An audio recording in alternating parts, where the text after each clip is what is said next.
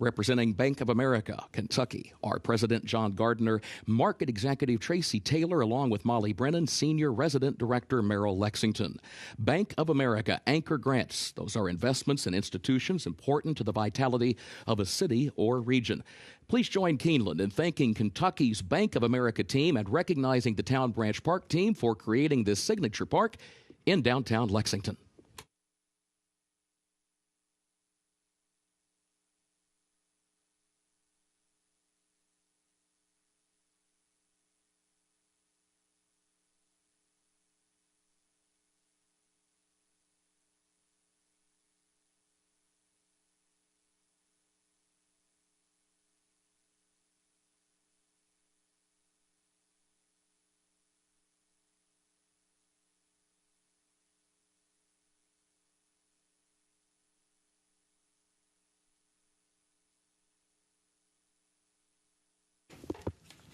Keeneland's third race upcoming. Double and pick 3 wagering featured here. The turf is firm, rail at 10 feet.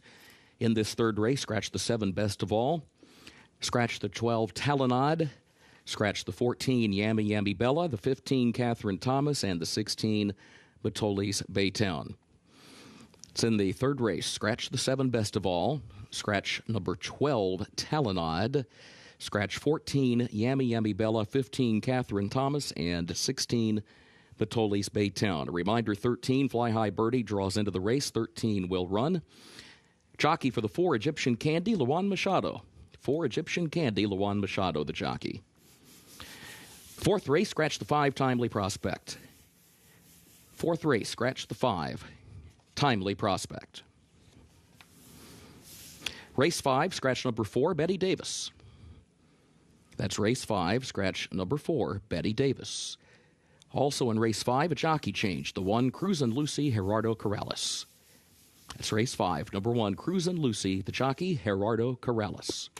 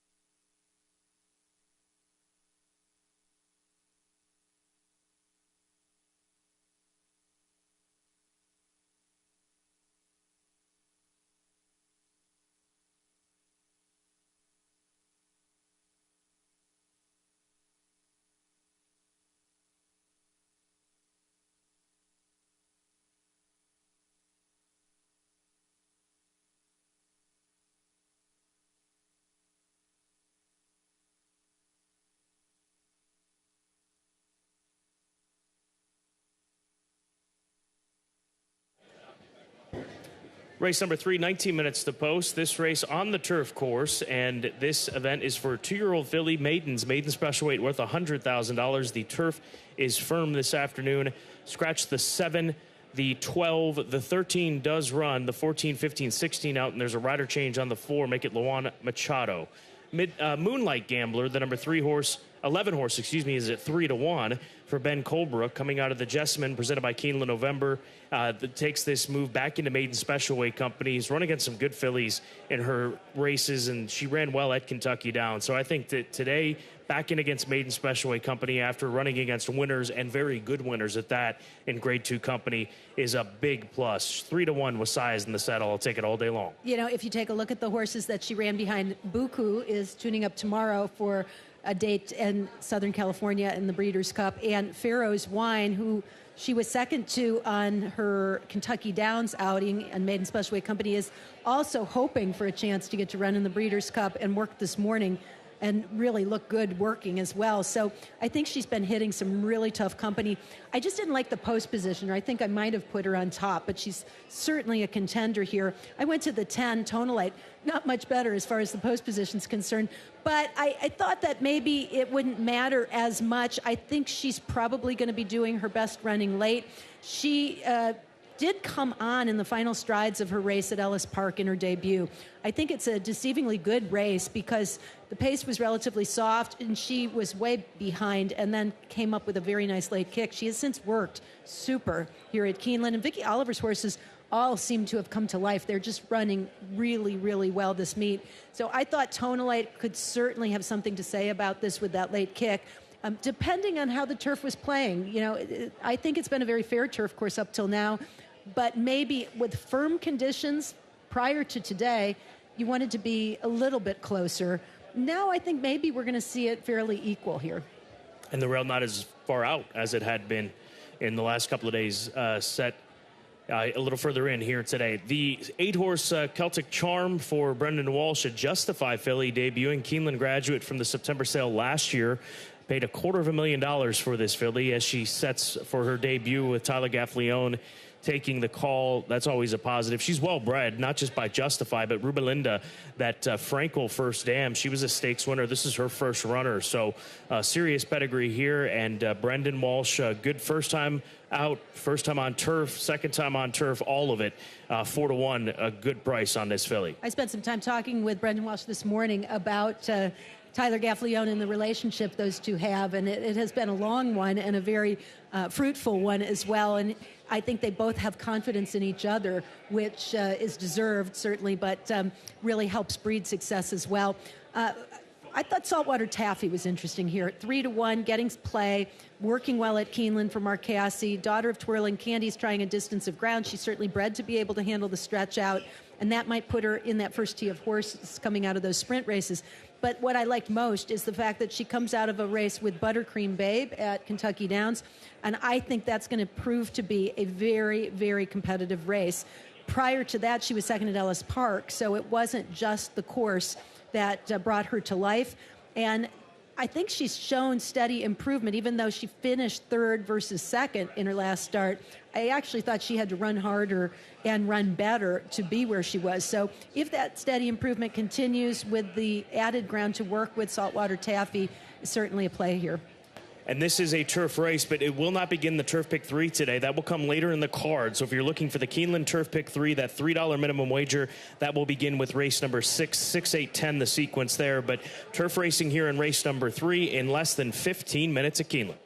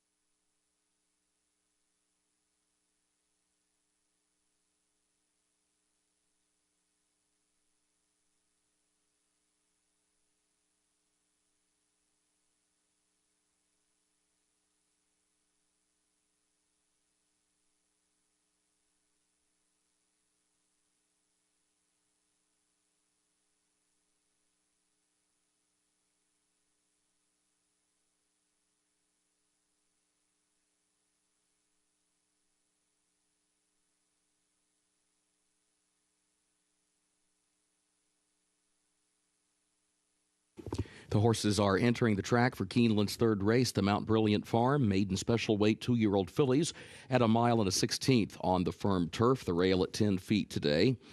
Scratch the 7, Best of All. Also scratch the 12, Talonade. Scratch the 14, Yammy Yammy Bella, the 15, Catherine Thomas, and the 16, Matolis Baytown. A reminder, number 13, Fly High Birdie, draws into the race. 13, Fly High Birdie will run. Jockey change on the 4, Egyptian Candy, Luan Machado. That's the 4, Egyptian Candy, Luan Machado. 6 minutes till post.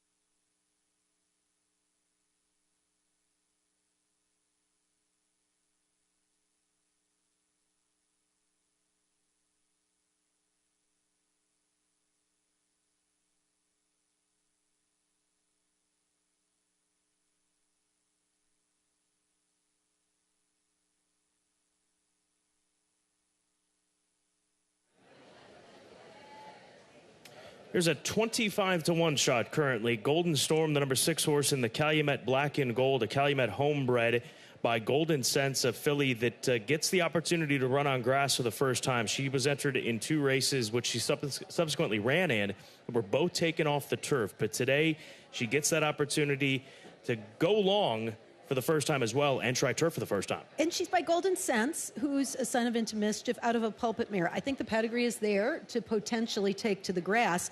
I know I sound like a broken record, but usually when trainers earmark turf races, there is a reason for it. And I think obviously Doug O'Neill must think that Golden Storm needs to be on the grass. So I'm going with the idea that she will improve. I also think distance is definitely going to help things. And her workout pattern has been really very good. She has a sharp work, so she might even show a little bit of speed. Either way, it's just a matter of figuring out what works for her, what she likes. But she's a beautiful-looking filly, and I think that's too big of a price in a race like this where there's a lot of unknowns. Sedately is the number 9 horse, a Wesley Ward trainer. Normally we're looking for the Wesley Ward sprinters on turf, but here's one debuting going long, has that distance pedigree by the late and one of the all-time great stallions in America and certainly in the turf world, bare minimum, Kitten's Joy for the Lale stables, Mr. and Mrs. Roy and Gretchen Jackson, and currently sitting at 13-1 on the board, debuting long today on grass. I just think this is a price play for a horse who looks fit and looks happy out on the track. She's by Kitten's Joy out of a pulpit mare. The pedigree's very strong for grass. And Wesley Ward, we know what he can do with his young horses and first-time starters. I know that normally we look for those sprint races, and his stats are not as high when they're debuting at these longer distances. But if you have the right horse, there is no reason why he can't have them ready to go, because he certainly knows a thing or two about getting horses ready first time out. I'm surprised that this horse is 13-1 because it looks like some of the works have been pretty good. Saltwater Taffy, she has drifted in the odds now, 9-2 on the board. It's something you like if you had her at a shorter price, obviously, but 9-2 on this filly by Twirling Candy, getting the opportunity to go long. I was speaking to Philip Shelton of Medallion Racing, who's part of the ownership group of this filly, and just said that the added distance should be a positive. He also mentioned how well she moves on the dirt and works on the dirt, so that's not without something or not something that they would not consider on down the line. But staying with grass here today and 9-2. Brian is pretty good with these sprint to route types. And she looked happy. You see her standing there, taking it all in, not nervous, not fretting at all. Definitely coming off some good races. In particular, I thought that Kentucky Downs race is very, very strong. Price is tumbling, though, on the 11 Moonlight Gambler. 9-5 right now on this filly by Malibu Moon, exiting the Grade 2 Jessamine presented by Keeneland November. Back in against Maiden Company. Certainly an easier spot. Less than 2 minutes to post, race 3.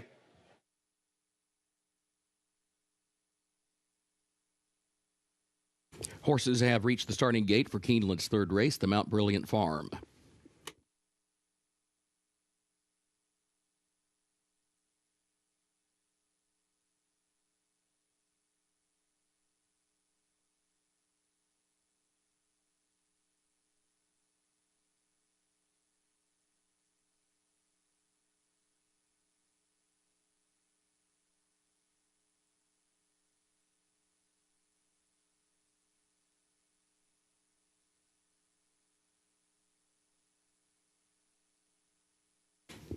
Moving into line, race 3.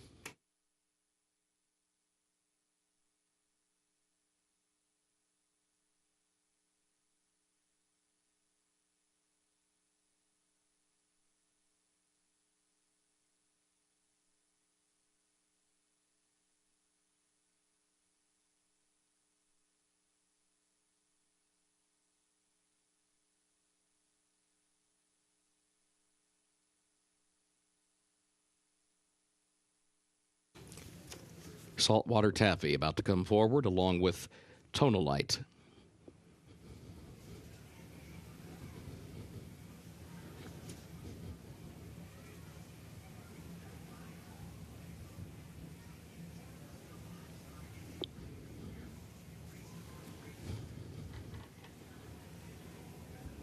Moonlight Gambler moves into line.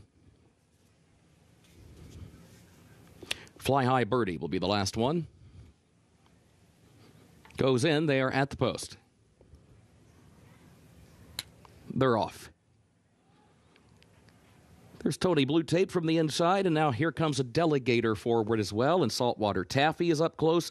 Moonlight Gambler is fourth to the far outside. A Delegator has the lead a half length. Tony Blue Tape second to the inside. Saltwater Taffy third up on the outside. Moonlight Gambler is fourth. 3 lanes off the rail heading into the first turn, trying to shift her way down closer to the inside to try to save some ground, but can't quite get to the rail just yet. Celtic Charm is in fifth. She is against the rail to save some ground. Running about 8 lengths off the early lead, though. Tonalite is sixth on her outside, and then Egyptian Candy, who travels in 7th. Fly High Birdie, wide 8th. Savannah Marie is 9th. Then Golden Storm in 10th. Sedately, last of the 11. 22.54 seconds, the time for the opening quarter. Tony Blue Tape, the leader by 2 lengths. A Delegator second, midpoint of the backstretch, and is second by just a length. Saltwater Taffy tries to inch forward, and Saltwater Taffy looks for running room toward the inside. Third, now challenging for second, just a length off the lead. Celtic Charm is 4th. Moonlight Gambler is 5th. Egyptian Candy 6th, and Tonalite is 7th. 47.41 seconds for the first half mile. Tony Blue Tape is the leader by a length and a half. A Delegator goes second, 3/4 of a length,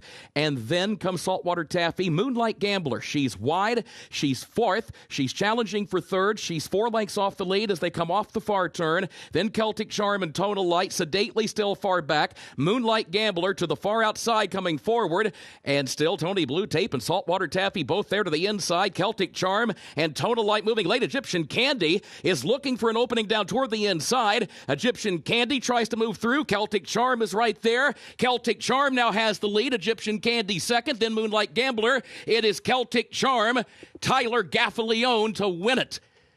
Egyptian Candy second, Moonlight Gambler third.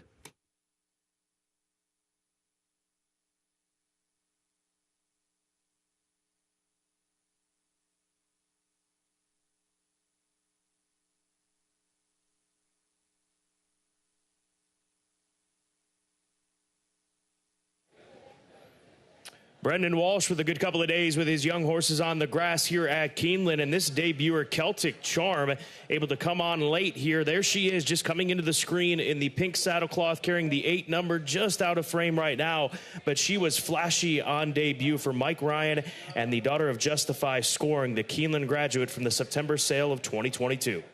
Tyler Gaffalione timing it just right with this flashy filly. Goes off at 7-2.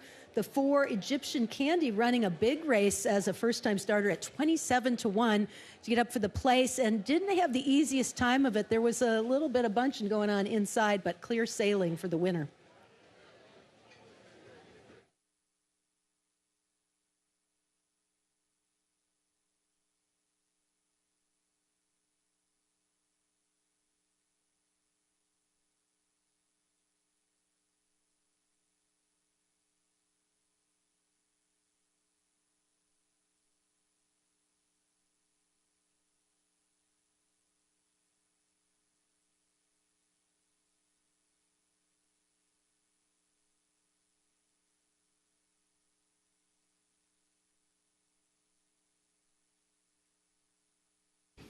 The unofficial results of Keeneland's third race. Number 8, Celtic Charm, was first. Number 4, Egyptian Candy, second. Number 11, Moonlight Gambler, third. And number 10, Tonalite, fourth. 8, 4, 11, 10, unofficial.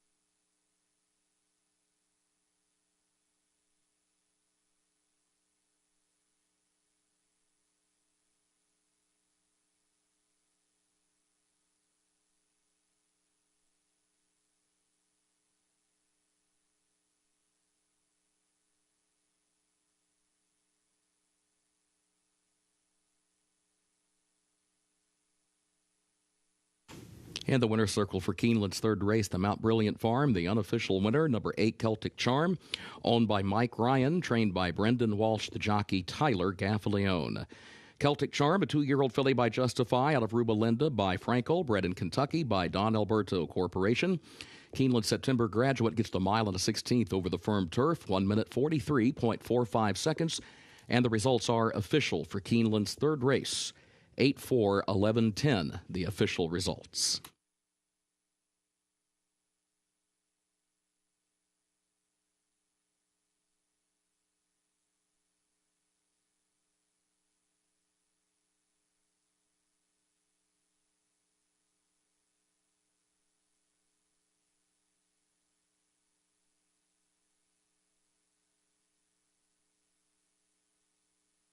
And the winner's circle, the Mount Brilliant Farm Trophy presentation to the connections of Celtic Charm.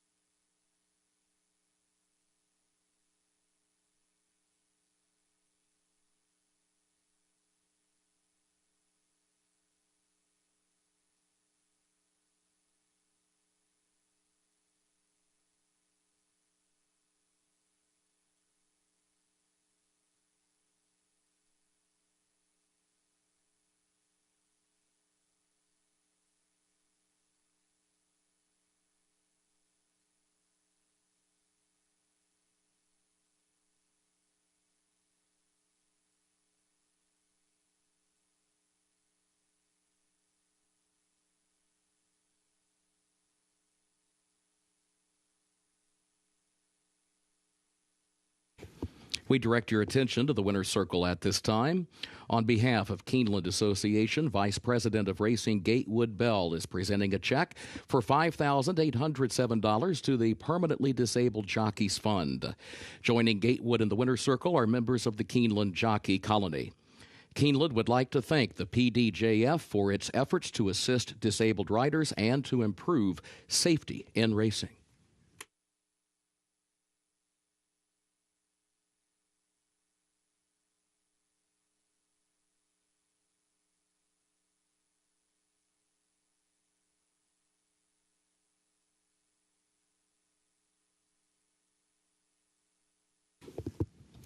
Keeneland's fourth race upcoming, featuring double and pick 3 wagering. The main track is fast, turf is firm. Fourth race will finish in the short stretch at the first wire. In race 4, scratch the 5, Timely Prospect. Again, scratch the 5, Timely Prospect. Race 5, scratch the 4, Betty Davis. Race 5, scratch number 4, Betty Davis. Reminder, the jockey for the 1, Cruisin' Lucy, Gerardo Corrales. 1, Cruisin' Lucy, the jockey Gerardo Corrales. The 6th race, take out the also eligibles 13 through 16. They did not draw into the race.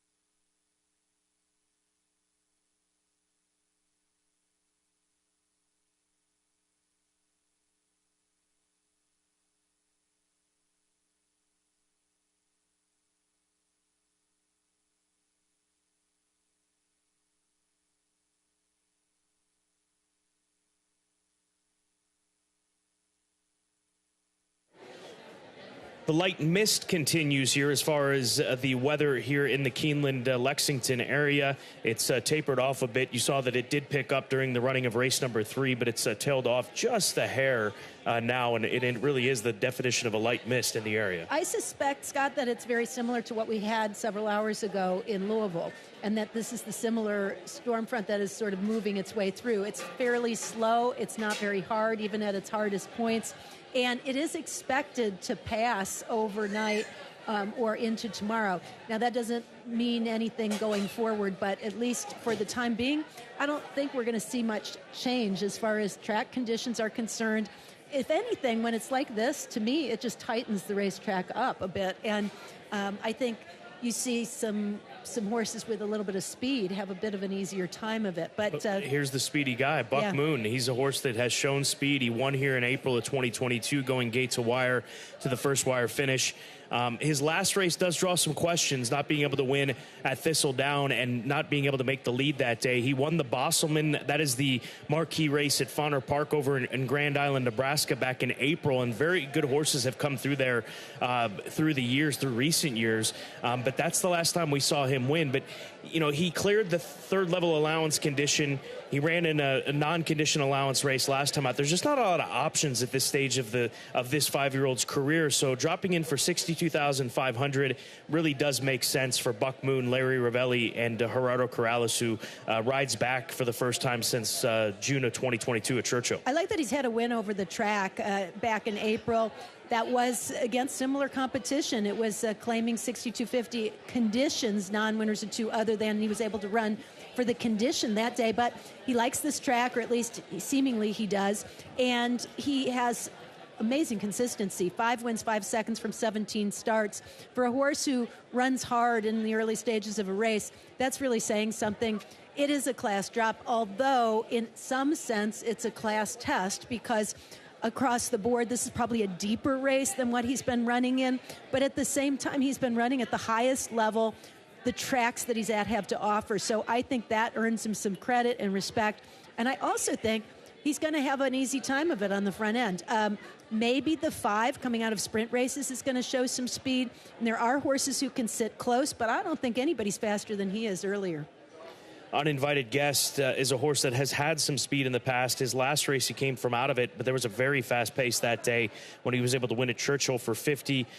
These connections, led by trainer Mike Maker, claimed him that day and move him into this spot. He's run at Keeneland in the past, but did not run well. He got caught back behind a very slow pace in April of this year during the spring meet. So we'll see what he has in store. Maker off the claim, always a strong angle, and that applies to the number 4 horse, Uninvited Guest, who's 4-1 right now. On the outside, the 7 Kings Ovation has won previously here at Keeneland and is coming out of, in my opinion, tougher races. He's a trouble finder. He's had so many rough trips. But if he gets clear, he can be really strong. He actually won the last time he got to run at this 62.5 level. It was over at Churchill, but he showed speed that day. I don't think he can go head-to-head with Buck Moon early, but I think he's going to be close to the pace. He's effective at the distance, and he is dropping in class with Martin Garcia aboard for Dale Romans. Good aggressive rider, can put King's Ovation into the race, and I think he has a shot here at 5-1 odds. And Nautilus, the 6, 9-1. Here's a Brazilian-bred son of Drosselmeyer, that past Breeders' Cup Classic winner, who since arriving in the U.S., he's explored all surfaces, all 3 options that we have: turf, synthetic, and dirt. And his only win came on the dirt in an off-the-turf situation where he was able to beat Uninvited Guest in a smaller field going the mile at Ellis, which we know is not the same type of mile, 2-turn mile. It's a 1.5-turn mile over at Ellis Park. But I think that dirt race has to be respected here, and he comes out of much stiffer competition, not just last time, but even up at Turfway. Verstappen was a winner of a race that he was part of back in February. Verstappen would win a stakes race during the spring meet after that. So if you're looking at common form and those that they face, the 6 has held some strong competition as of late. Nautilus. Real interesting aspect with him moving to the main track. from the turf. He has that one start against easier, I think, but at the same time, he really did run very well. So moving back off of a very tough race at Kentucky Downs and Graded Stakes Company makes him intriguing here as one of the higher prices on the board. You can take a look at the board and you can see how competitive this race is with the highest odds, 10-1, but at the same time, a clear favorite in Buck Moon. Race number 4 at Keeneland. This event here today at a mile and a 16th. Doubles and pick threes continue to roll. Exacta, trifecta, superfecta wagering available. Coming up in race number 4, less than 11 minutes to post. Looking ahead to Keeneland's 5th race, a late jockey change in race 5. The jockey for number 6, Valerie Blue, will be Javier Padron Barcenas.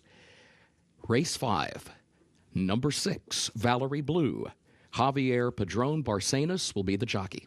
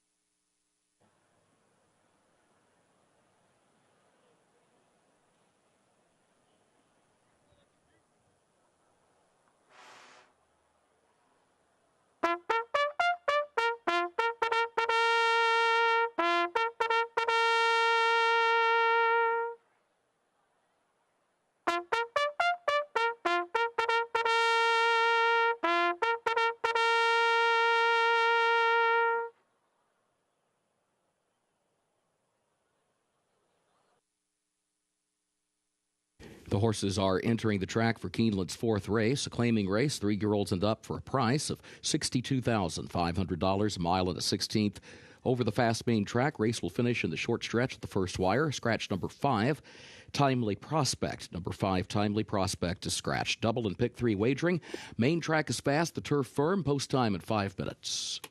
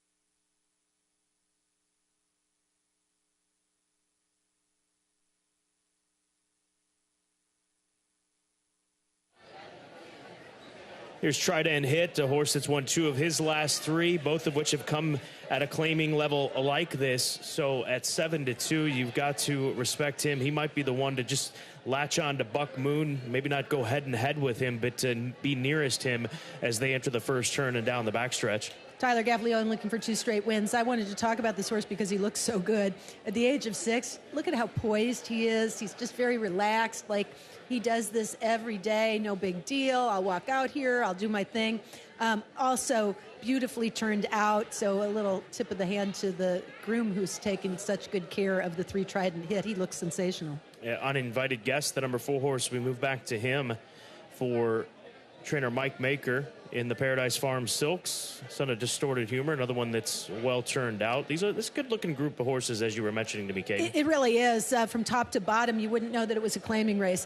The 4 uninvited guests, I thought, stood out as far as looks as well as energy were concerned. He just seems to be in the groove. He is very sharp. He was dancing and prancing, and he's doing the same thing out on the track, but without getting over the top, just feeling very good. I like his warm-up right now. Second start back off the layoff and first start off the claim for Mike Maker. He's going to have to be a little closer than he was last time out, but I think it's possible. Price keeps coming down on Kings Ovation. He's 4-1 right now. This is the Dale Romans trainee for West Point Thoroughbreds and Peacock Stable.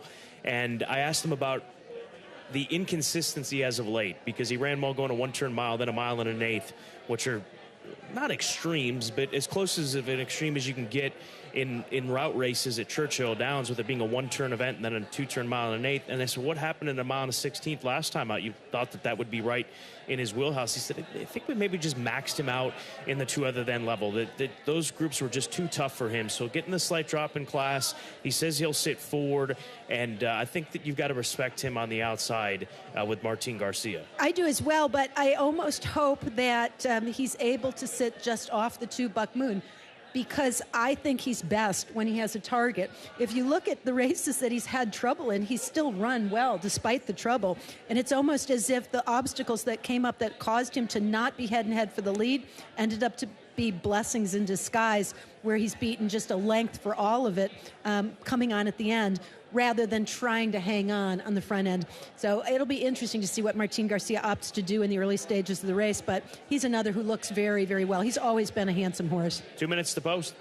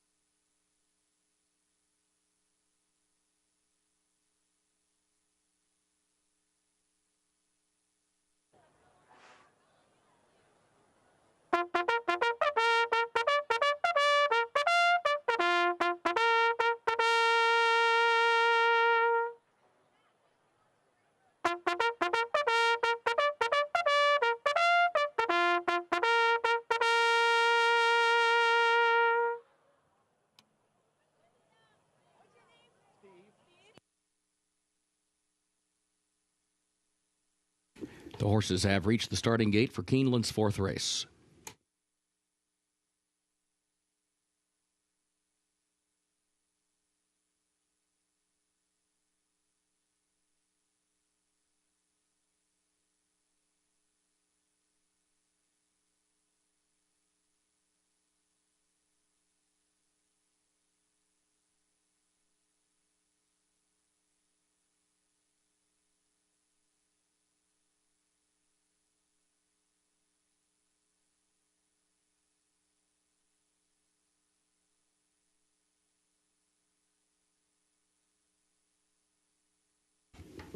Moving into line, race 4.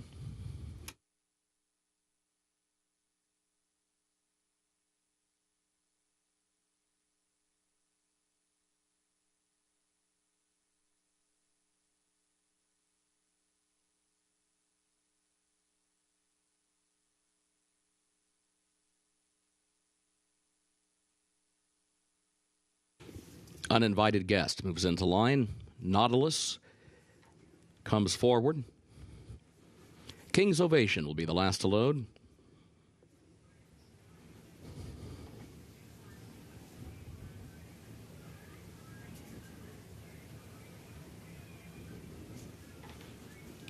Last one. Going in. Moves into line. First wire at the post. And they're off. There goes Trident Hit. There goes King's Ovation from the outside. King's Ovation moving fast, and so is Buck Moon, who's down toward the rail. Buck Moon, King's Ovation go at it for the lead. Heading into the first turn, Trident Hit is in third position. Nautilus is fourth, 3 lanes off the rail around the turn, and is followed by Uninvited Guest, who's back toward the inside in fifth, and a break of nearly 4 more lengths back to Pledge of Allegiance, who is sixth and last. King's Ovation made the top, got clear of the traffic, moved over to the rail, and got the opening quarter in 23.89 seconds. King's Ovation leads it by a length and a half on to the back stretch. Trident Hit is second toward the outside, 3/4 of a length. Buck Moon is third, a half length. Nautilus draws alongside that one from fourth. And then a gap of 2 more lengths back to Uninvited Guest, 2 more back of that one to Pledge of Allegiance as the field works its way off the end of the back stretch following the opening half mile, 47.92 seconds. King's Ovation the leader. Now here's Buck Moon looking for some running room from between horses, and Trident Hit is still there to the far outside, but third, a length off the lead. Nautilus is fourth and still nearly 4 from the front. Then a gap of 5 more. Uninvited Guest, Pledge of Allegiance at the back. They're midway on the far turn. They're bunching for the lead.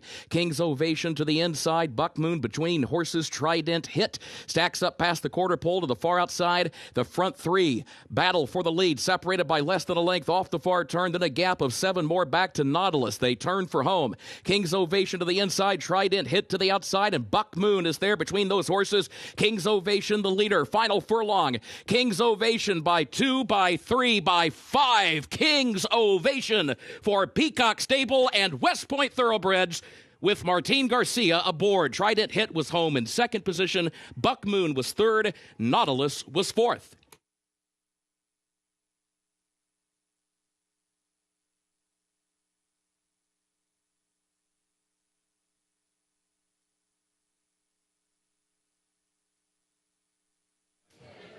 What a game effort from King's Ovation, and I know so much is made in these races about the stretch run, and rightfully so, because so much comes down to the final quarter mile, but this race was won from the start. Martin Garcia got after this horse, got him to go, outkicked everybody into the first turn, and got over and set the pace and slowed things down enough.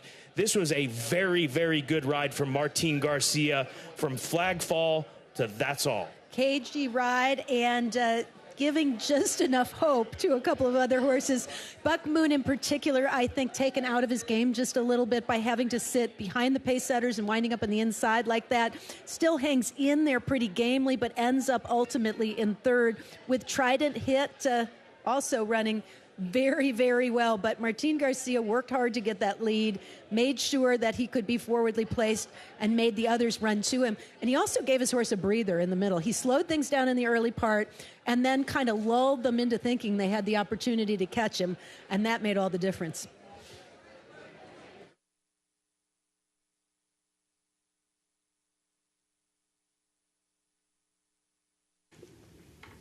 The unofficial results of Keeneland's fourth race: number 7, King's Ovation, finished first. Number 3, Trident Hit, was second. Number 2, Buck Moon, third. And number 6, Nautilus, fourth. 7-3-2-6, unofficial.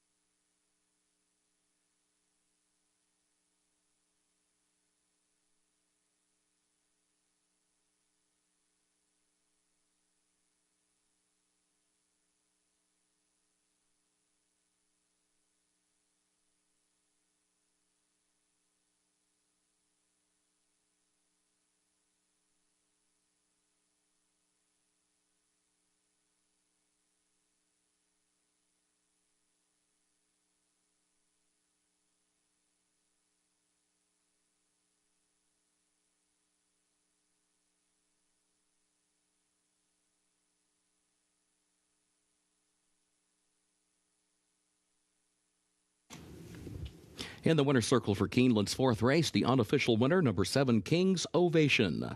Owned by Peacock Stable of Tom Hammond, owned by West Point Thoroughbreds LLC of Terry Finley. The trainer, Dale Romans, the jockey, Martin Garcia. King's Ovation, 5-year-old son of Not This Time, out of Karen Silk by High Cotton, bred in Kentucky by Roxanne Martin Stable Incorporated. 1 mile and a 16th over the fast main track, 1 minute 43.96 seconds.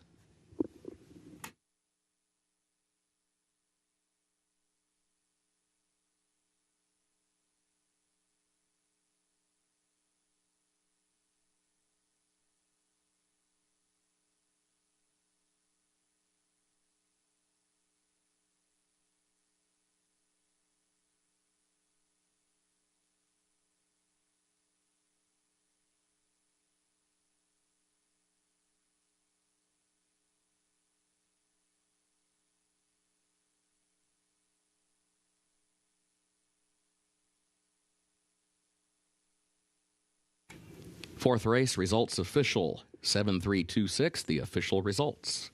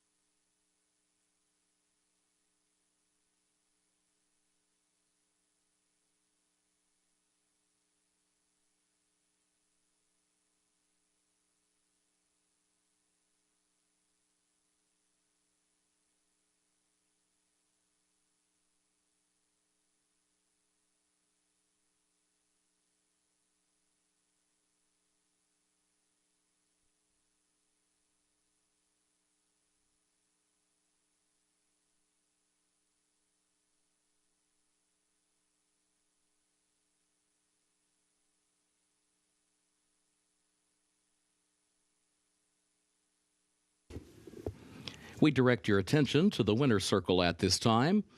Please join Kate Masterson, director of the National Museum of Racing and Hall of Fame, in recognizing the 50th anniversary of Secretariat's historic 1973 Triple Crown sweep.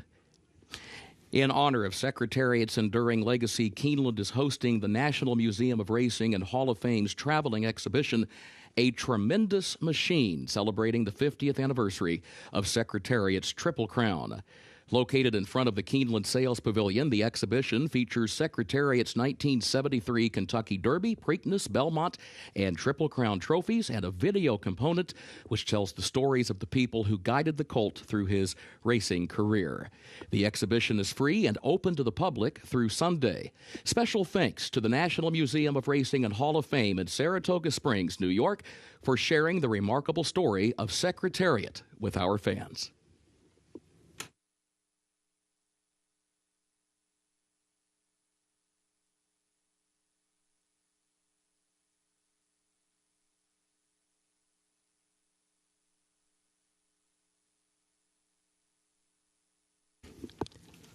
Keeneland's fifth race upcoming, double and pick 3 wagering, start of the pick 6, no carryover.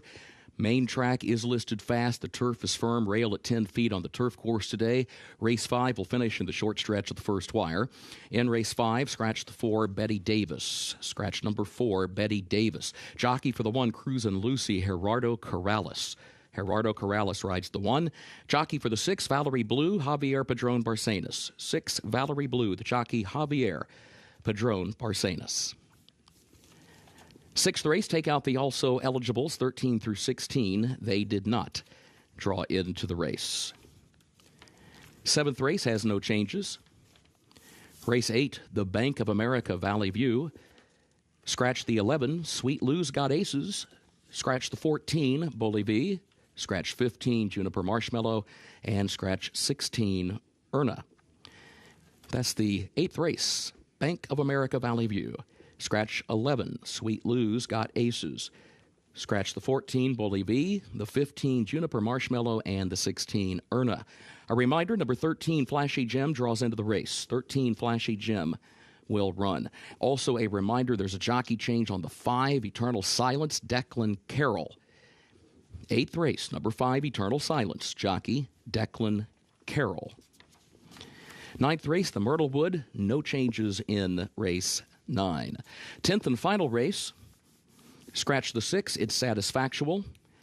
Also scratch the 14, Sierra Sky, the 15, Style Points, and the 16, Stephanie's Warrior. That's the 10th and final race. Scratch the 6, It's Satisfactual.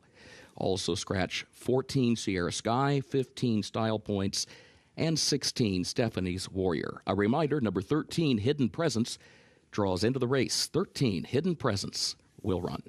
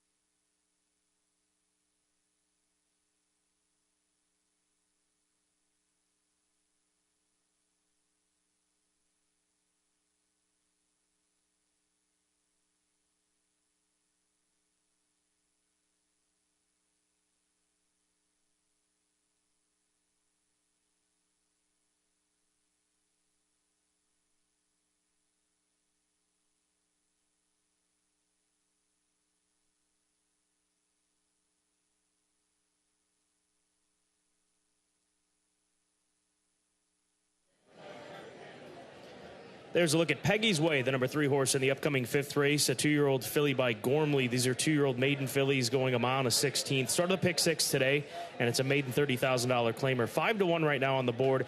And trainer Carlos Silva has brought horses here in recent meets at Keeneland Racecourse that have done very well, and he's gotten Luis Saez in the past and done well with Luis Saez. So this is why I'm going in this direction. And with Carlos Silva, horses coming down from Horseshoe Indianapolis that he knows can run well here at Keeneland, I'm trusting his judgment for Crownsway Racing and William Grange. I think she's live as she stretches out to a route of ground for the first time, especially with that pedigree. She's by Gormley out of a Kitten's Joy first dam. I have her second. Carlos, of course, you and I both know, one of the few really accomplished riders who is able to transition and become a very successful trainer, and has done very well with both crafts. I think his expertise in the saddle has really helped him as far as fine-tuning and thinking like a rider in terms of coming up with these matches.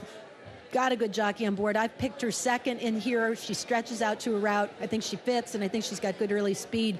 The 9, my top choice, your second choice, Ben Real Busy, is 7-2 right now, getting some support. She was second here opening week of the meet after leading much of the way.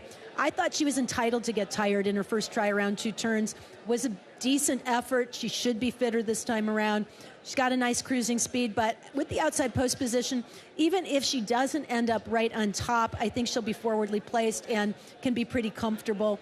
She didn't seem to me to be like a pulling type of horse. I think she ended up on the lead because she was the fastest early and able to take advantage of that. So I think Ben Real Busy makes a lot of sense here. And same for Rockstar Doctor on the drop that she takes. Blinkers go on. Gaffleone takes the call in this continued jockey's race where he's got the slight advantage over Saez, who had a win, and then Tyler Gaffleone got right back, got that win right back a couple races later. But Rockstar Doctor on the plunge down in class, blinkers going on, certainly has to run the best race of her career just based on competition here today, and best race of her career from a finishing standpoint, where she ends up in the end, because 10th and 6th don't look appealing on paper, but that was against much tougher company. Yeah, I agree with Tyler looking for a second winner of the day, and a horse who makes a lot of sense in here, Rockstar Doctor. The fine-tuning going on, too, with the blinkers going on, I think could make a big difference. She's going to be the main beneficiary, too, if, let's say, the 9, Ben Real Busy, the 3, Peggy's Way, and maybe somebody else in here show speed early. She's going to be sitting very pretty with the drop in class, but the ability to come from off the pace. Race number 5, start of the Friday Pick 6 here at Keeneland Racecourse, coming up in less than 13 minutes.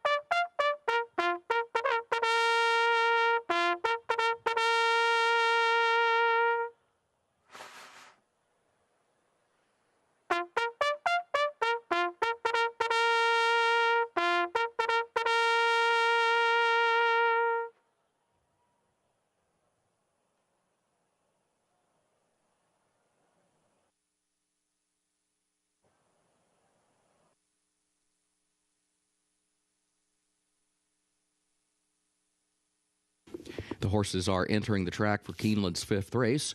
Maiden claiming race, 2-year-old fillies with a price of $30,000, a mile and a 16th over the fast main track. Race will finish in the short stretch at the first wire. Scratch the 4, Betty Davis. Scratch number 4, Betty Davis. Jockey for the 1, Cruisin' Lucy, is Gerardo Corrales. Gerardo Corrales rides the 1. Jockey for the 6, Valerie Blue, Javier Padron Barcenas. 6, Valerie Blue, Javier Padron Barcenas, the jockey. Double and pick 3 wagering, start of the pick 6, no carryover. Main track is fast, turf is firm, rail at 10 feet on the turf course, 6 minutes till post.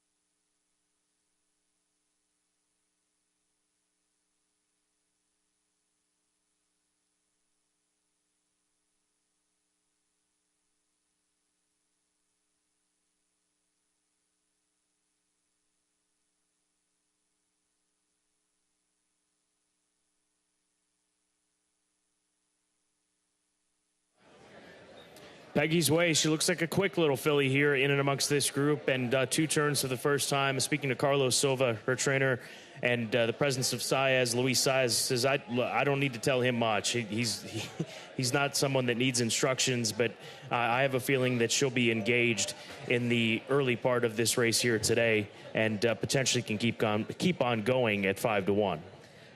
She looked happy. She looked alert.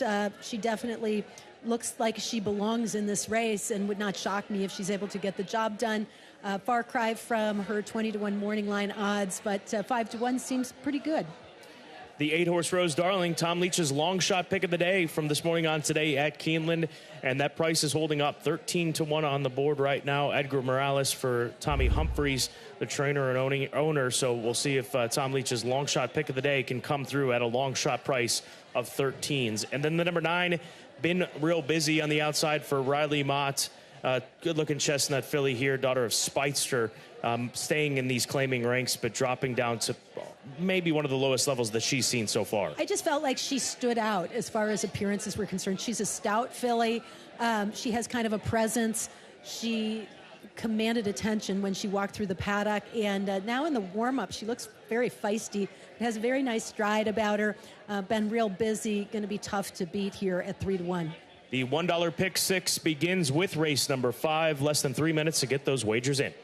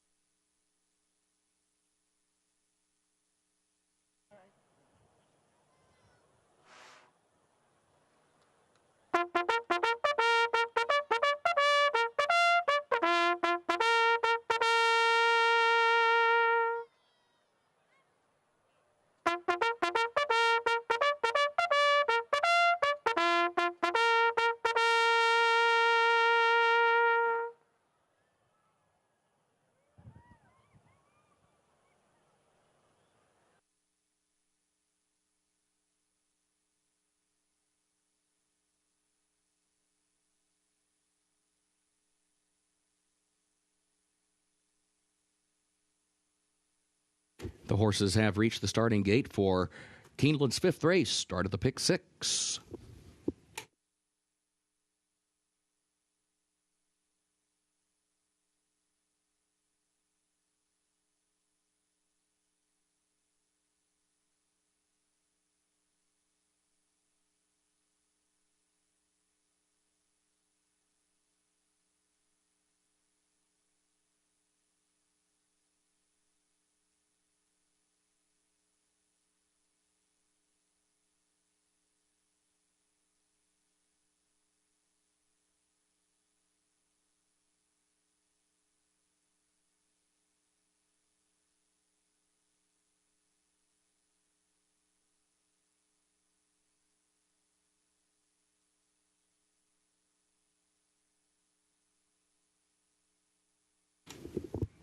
Moving into line, race 5.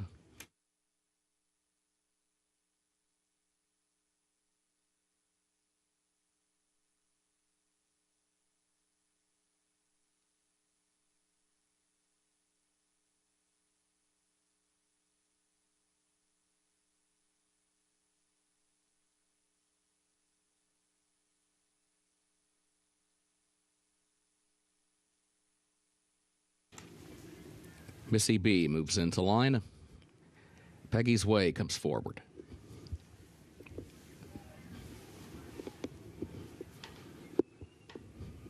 Autism Compassion and Rose Darling into the gate. Been real busy, the last one going in. First wire at the post. They're off. There's Rockstar Doctor along with Peggy's Way, and here comes Been Real Busy from the outside. So it'll be Peggy's Way and Been Real Busy. Those two come forward. Rockstar Doctor going to back away from that early battle, slides down to the rail in third to save ground around the first turn. Valerie Blue is right behind her, and then Autism Compassion moves up one spot into the 4th position toward the outside. Then a break of 3 more lengths back to Missy B, and then Rose Darling, who's right alongside of her, but that pair at the back. About 8 lengths off the lead, opening quarter, 23.7 seconds. Been Real Busy, the leader. Been Real Busy on top by a length onto the back stretch. Rockstar Doctor is second a half length. And then Peggy's Way to the inside is in third. Autism Compassion, fourth upon the outside. Valerie Blue, fifth against the rail, 4 lengths off the lead. Break of nearly 3 more back to Rose Darling, who is next to last, and Missy B, who is last. The first half mile, 48.9 seconds. They head for the far turn. Been Real Busy, the leader. But here's Rockstar Doctor inching forward just off the leader's flank into second. Gap of 3. Autism Compassion is third. Caught wide again to the far turn. Valerie Blue is fourth toward the inside as Peggy's Way is losing ground, drops out to the back of the pack. And Rose Darling moves up 1 position, but she is still a good 10 lengths from the lead. And they're coming to the quarter pole, those leaders are. Been Real Busy, Rockstar Doctor on even terms as they head for the top of the short stretch. Rockstar Doctor to the outside and Been Real Busy to the inside. 8 more lengths then back to Valerie Blue, Autism Compassion, Rose Darling. Rockstar Doctor has the lead as they come to the final furlong. Rockstar Doctor in front, a length and a half to the good now. Been Real Busy is second, and then a gap of 6 more to a 3-way shuffle for third, but it is Rockstar Doctor. Tyler Gaffalione aboard to win it. Been Real Busy was across the line in second, followed by Autism Compassion third and Valerie Blue fourth.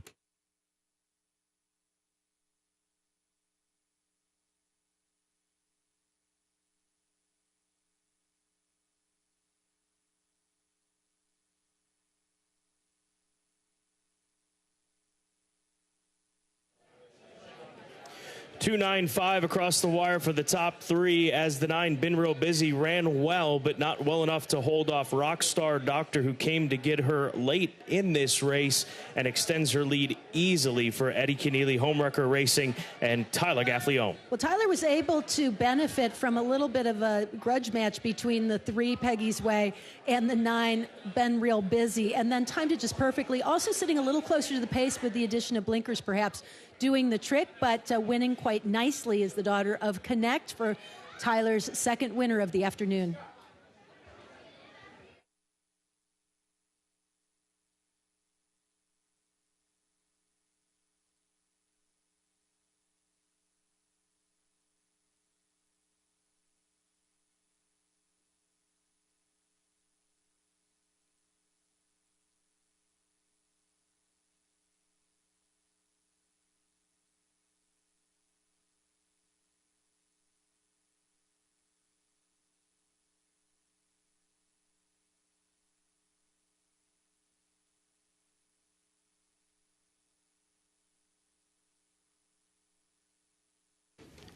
The unofficial results of Keeneland's fifth race: number 2, Rockstar Doctor, finished first.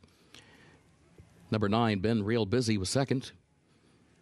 Number 5, Autism Compassion, third. And number 6, Valerie Blue, fourth. 2956, unofficial.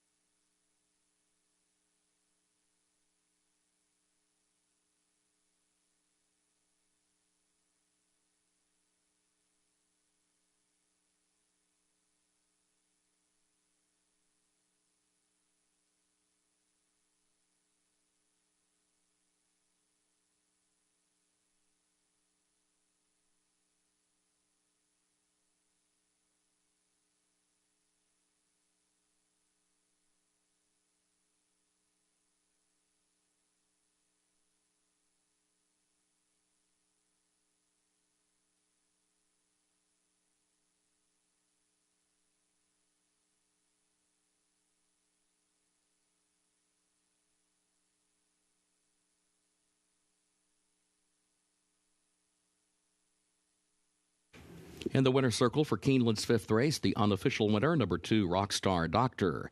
Owned by Homewrecker Racing, LLC, of Ron and Ricky Rashinsky, owned also by trainer Eddie Keneally. 2 wins today for jockey Tyler Gaffalione. Rockstar Doctor, 2-year-old filly by Connect. Out of Anspel by Street Sense, bred in Kentucky by Green Lantern Stables. Mile and 16th over the fast main track, 1 minute, 47.71 seconds.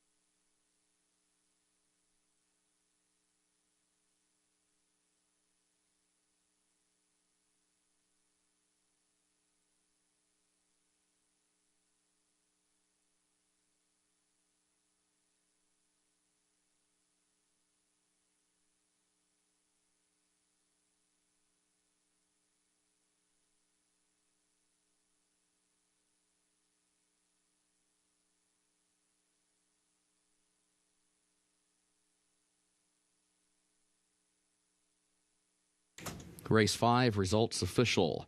2956, the official results.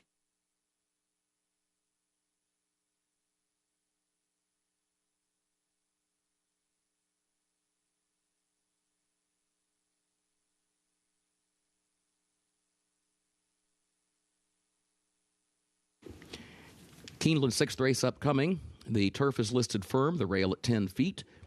Double and pick 3 wagering offered here. Start of the late pick 5, start of the Keeneland turf pick 3, made up of races 6, 8, and 10.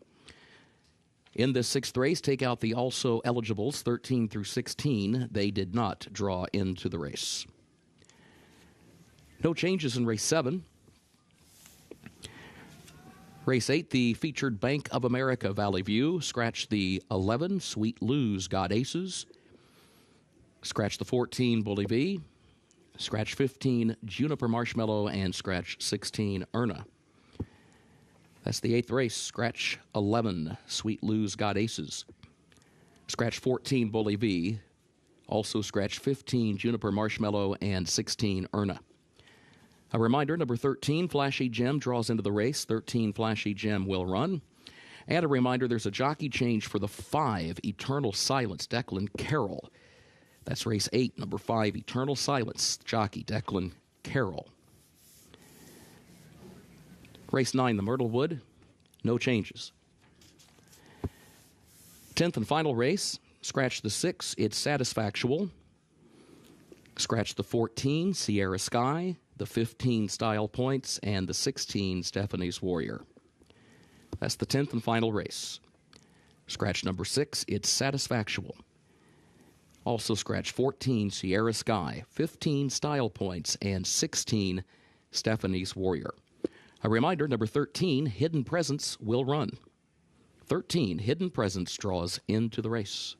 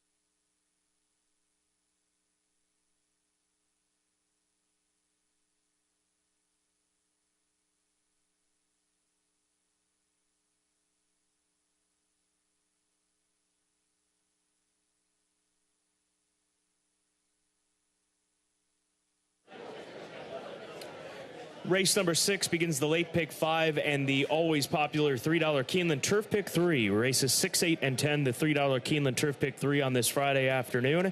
And we're looking right now at the number 2 horse. That is Last Call for X-Men Racing and SF Racing. Kevin Attard, the conditioner, Kevin Attard keeps his horses up at Woodbine primarily, but brings his filly down here to Keeneland. She's run here in the past in the Breeders' Cup. This time last year as a 2-year-old in the Breeders' Cup Juvenile Filly Turf on the heels of her win in the Grade 1 Natalma. And this is the first time that she's not faced Stakes Company since that Grade 1 win, and you could expect that. She ran in the Jockey Club Oaks Invitational at Belmont and Aqueduct most recently.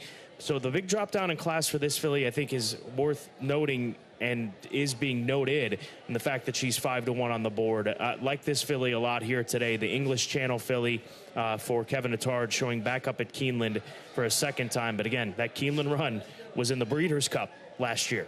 I think when you look at our 3 top selections, you get an idea of how competitive this race is. You have to throw a wide net in this 6th race to kick off the Keeneland Turf Pick 3. I went to the 3 Mirabella at 5-1 currently for Todd Pletcher with Tyler Gaffleone. The filly by Into Mischief was a winner at Churchill Downs going 1 1/8. And I think she's crying for this type of distance, 1 3/16. She is bred for it out of a Distorted Humor mare. She can sit close to the pace, but she also is not pace dependent. She's run well when she's been a little bit farther out of it and even with some soft paces. So I think she's a very talented filly, and I'm eager to see what she can do. And I think she'll handle given the ground because she ran, though it is listed firm, but even just with a little bit of rain to kind of maybe take the edge off the firmness, so to speak, I think that just works in her favor.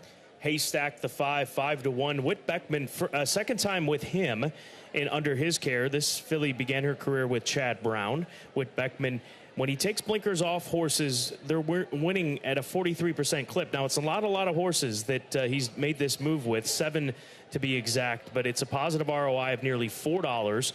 With those moves with the blinkers off with previous runners. She's a daughter of Warfront who's got should have some position in this race even with the blinkers coming off, and she's even finished off her races nicely as well. So like the equipment change and the form that she has on top of it, she's got very good form coming into this race. 5-1 is a square price on Haystack, the 5. I agree. I went back and forth on her and what to do with her, especially with the pace scenario, because I think that she could be forwardly placed, and I think there could possibly be quite a bit of speed in this race, which would set up well for my second choice, the 7 Red Hot and Blue for Jimmy Toner. Excellent horseman, especially with these turf mares. Now, she's had a lot of opportunities, but she hasn't had as many opportunities on the grass. 7 starts, 1 win, 1 second, 3 thirds. So overall, she's been really pretty consistent on the grass. Broke her maiden via disqualification, so I think that's worth noting that she hasn't proven she can hit the finish line first on her own, but it was almost a win. She was beaten a neck as the favorite last time out, and again, I thought rightfully moved up for the win. Her problem there was she was coming from off the pace and is a victim to the pace up front and what happens in front of her, and also is going to require some luck. But the 1 3/16 I think works in her favor. She has run longer distances before and seems to run the same race. So again, I think she needs some pace, but I love that she gets Johnny Velasquez, who certainly is a top rider, and Red Hot and Blue, maybe with that win in maiden company behind her, can move forward. The number 6 horse will be up next, or the number 10 horse, is up next. That is Callie's Grits for Joe Sharp, filly that has shown a lot of grit with her races. She's 15-1 on the board. She should have a good position. Tried the Dueling Ground Oaks last time out. She was able to win going 1.25 miles at Saratoga in the slop. So that was something that I thought really had to be noted at the 1 3/16 distance here today, as they'll get Brian Hernandez in the saddle. So to me, she's a live long shot to, at the very least, to fill out the top 3, top 4 in race number 6. Well, I don't think it was the distance that was her undoing last time. I don't think she ran a race at Kentucky Downs, and I also think that the caliber of competition was pretty steep. So several factors working against her there, but she also, I think, could be part of the early pace. And if you look at her race at Ellis Park on June 24th, the horse who beat her was Salabia, who I go to for my third choice. That is the 6, Salabia, with Declan Cannon aboard for Brendan Walsh. Walsh with a win today already, Cannon with a win today already, and these two have teamed up for a lot of success. Right behind Tyler Gaffleone, I'd say you'd see Declan Cannon working in the Brendan Walsh stable for many years, and having perhaps a breakout year is Declan Cannon, especially at Kentucky Downs, and particularly on the turf. This filly has done pretty much just everything that's been asked of her. She is coming out of a 7-furlong sprint. She may be part of the early pace, but I don't think she's one-dimensional. When she stretched out at Keeneland on April 28th to a mile and 3/16, she was able to sit that stalking trip, and she was able to stay. She couldn't quite win, but she was very effective. So I think you have to throw her into the mix. Race number 6 started the $3 Keeneland Turf Pick 3. Once again, that sequence, those races for the $3 Keeneland Turf Pick 3, 6, 8, 10. And the Pick 5, late Pick 5, begins with race 6 here at Keeneland.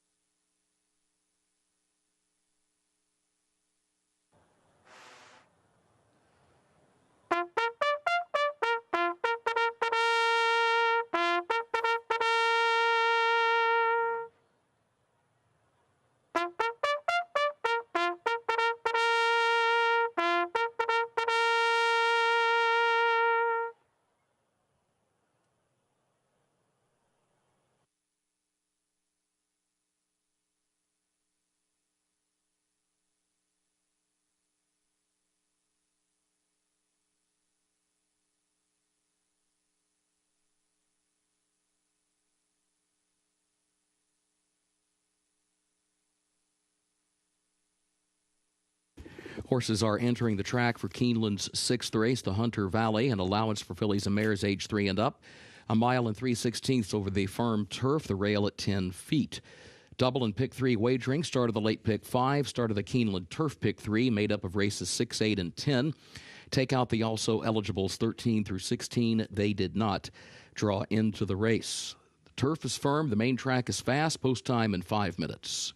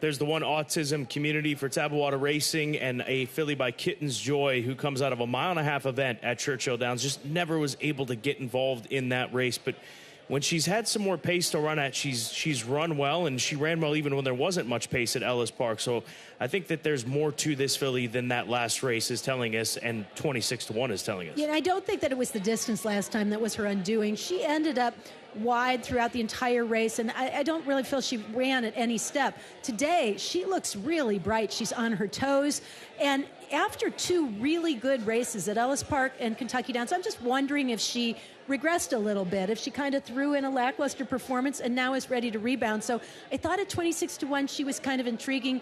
She's got the kind of pedigree that can run all day. Viva La Red, the number 4 horse at 5-1, a mare by Texas Red out of the mare Patriotic Viva, coming off of that common race with the one that we just talked about, and she ran very well that day. Vince Chaminade in the saddle, getting plenty of respect at 5-1 for Pat Biancone. You know, she's only run on the turf twice, and one of those was that most recent out that you referenced, where she was second at the 1.5 miles. So I think if anybody in here is going to relish this distance, it's her. She also looked a very happy horse out on the track, and I also think that she's the type of horse that is going to run up to her appearances. I think she telegraphs what she is about and how she's feeling and how she's going to put it together. But I am a little surprised at the wagering, not totally, but I think that the bettors are having the same problems we are in terms of how wide open this race is. And then the number 5 horse who's actually moved into the favorites role. She's 4-1 right now. Haystack. Blinkers come off. Speaking to Whit Beckman about the move to take blinkers off, he said she was just a little bit too into the race with those blinkers last time out and pulling. And I asked how she's been in her training without blinkers. He said she's still training forwardly, but I don't all necessarily think that that's a poor thing when you talk about a horse taking blinkers off and maybe still being a little bit aggressive. I mean, obviously aggressive is a good thing in thoroughbred horse racing. Right, and you know, the equipment change isn't necessarily about the style, right? It's about the mental and emotional aspect of the horse. is the horse focused? Is the horse paying attention? Is the horse anxious because they can maybe sense or see things around them a little bit? So it's all a little matter of fine-tuning and just getting the desired outcome. Sometimes it does change style, but other times it just changes temperament more. I thought this horse looked very good in the post-parade, too. Started the late pick 5, started the $3 Keeneland Turf pick 3.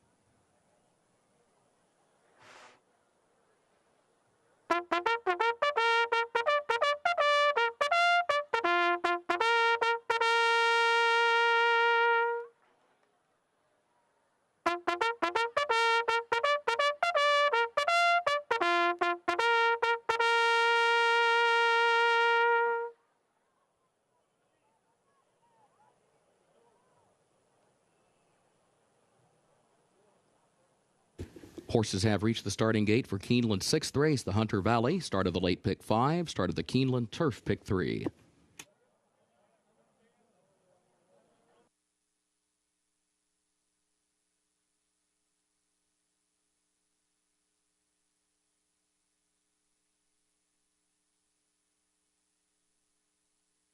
Moving into line, race 6.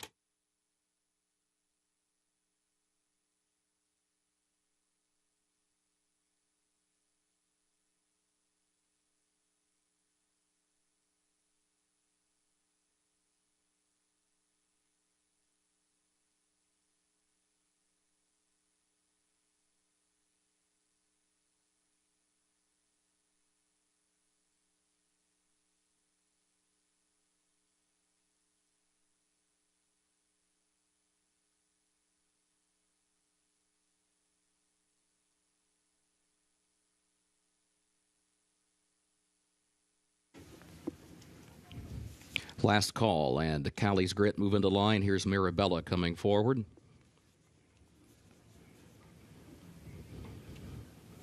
Queen's Garden goes in.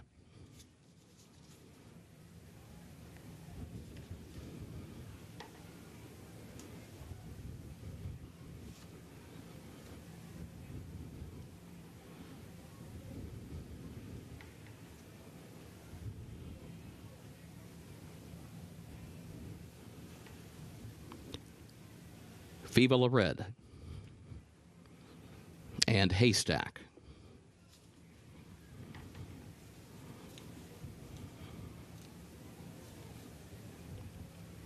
Salabia moves in. Can't Keep Me Down, last one.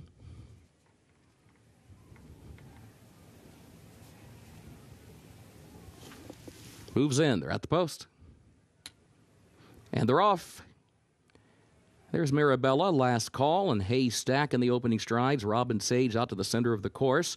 And Callie's Grit moving forward toward the far outside as well, along with Can't Keep Me Down.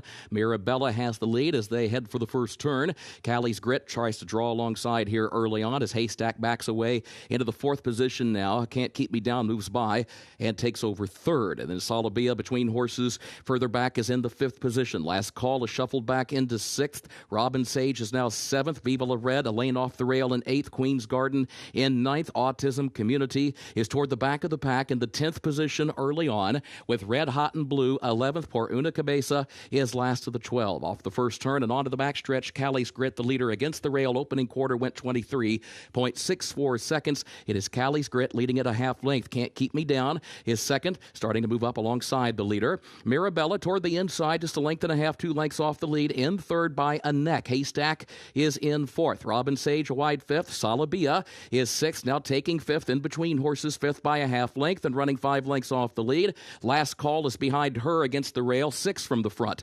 48.62 seconds. The time for the first half mile. Callie's Grit onto the far turn has the lead by a length. Can't Keep Me Down second, a half length. Then Mirabella third, a half length. Haystack goes wide from 4th. Salabia between horses still in 5th. Robin Sage to her outside is in 6th. Last call is still toward the inside in 7th and is still still 7 lengths off the lead. They turn for home. Callie's Grit can't keep me down. Haystack moves up on the outside of them. And then Solabia in 4th. Mirabella is in 5th. Here's Haystack to challenge Callie's Grit. Callie's Grit, Haystack. They go 1-2 into the final furlong. Callie's Grit and Haystack still going at it. Callie's Grit, hanging tough, has the lead. Haystack is still second. Callie's Grit kicking on for the wire. Callie's Grit to win it. Haystack was home second. Last Call rallied up in time to grab third away from Mirabella in 4th.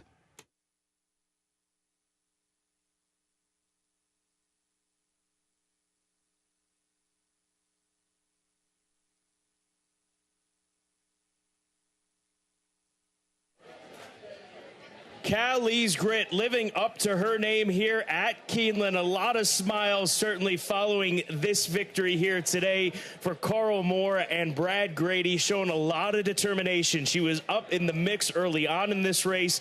It wasn't the slowest pace, and the filly that was loomed up next to her, the 5 Haystack, she was full of run but could never get to Callie's Grit at 13-1. Brian Hernandez Jr. doing a really nice job of kind of getting her into a comfortable cruising rhythm, close to the pace. Every step of the way, she just keeps on trucking and gets the victory with perhaps an angel on her shoulder in the late exercise rider, Callie Witt.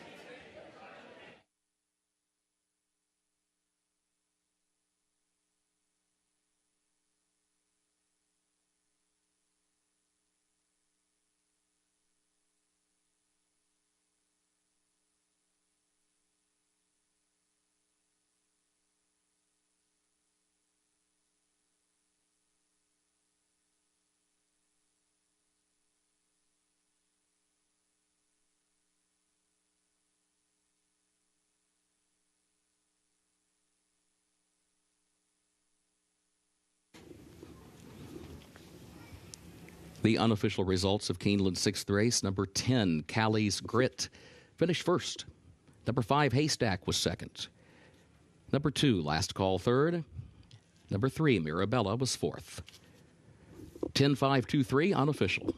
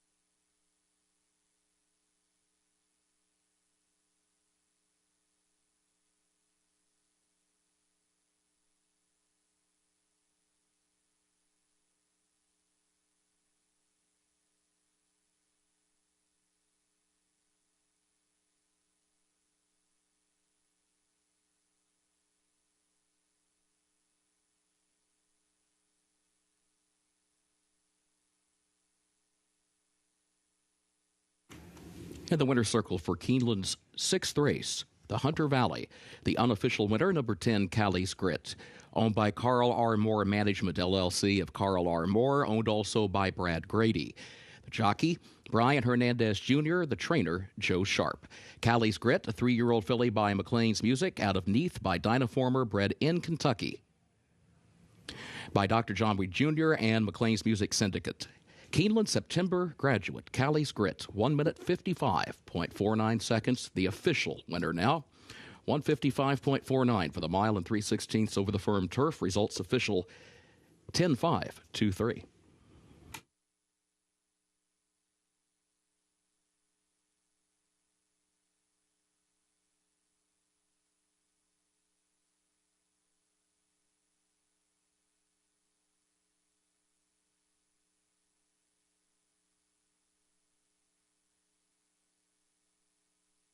In the winner's circle, the Hunter Valley Trophy presentation to the connections of Callie's Grit.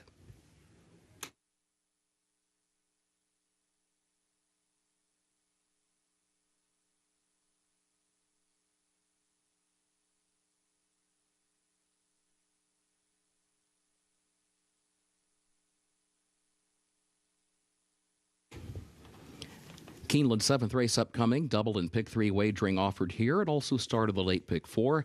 Main track is fast. The turf is firm. The rail at 10 feet on the turf course today. No changes in race 7.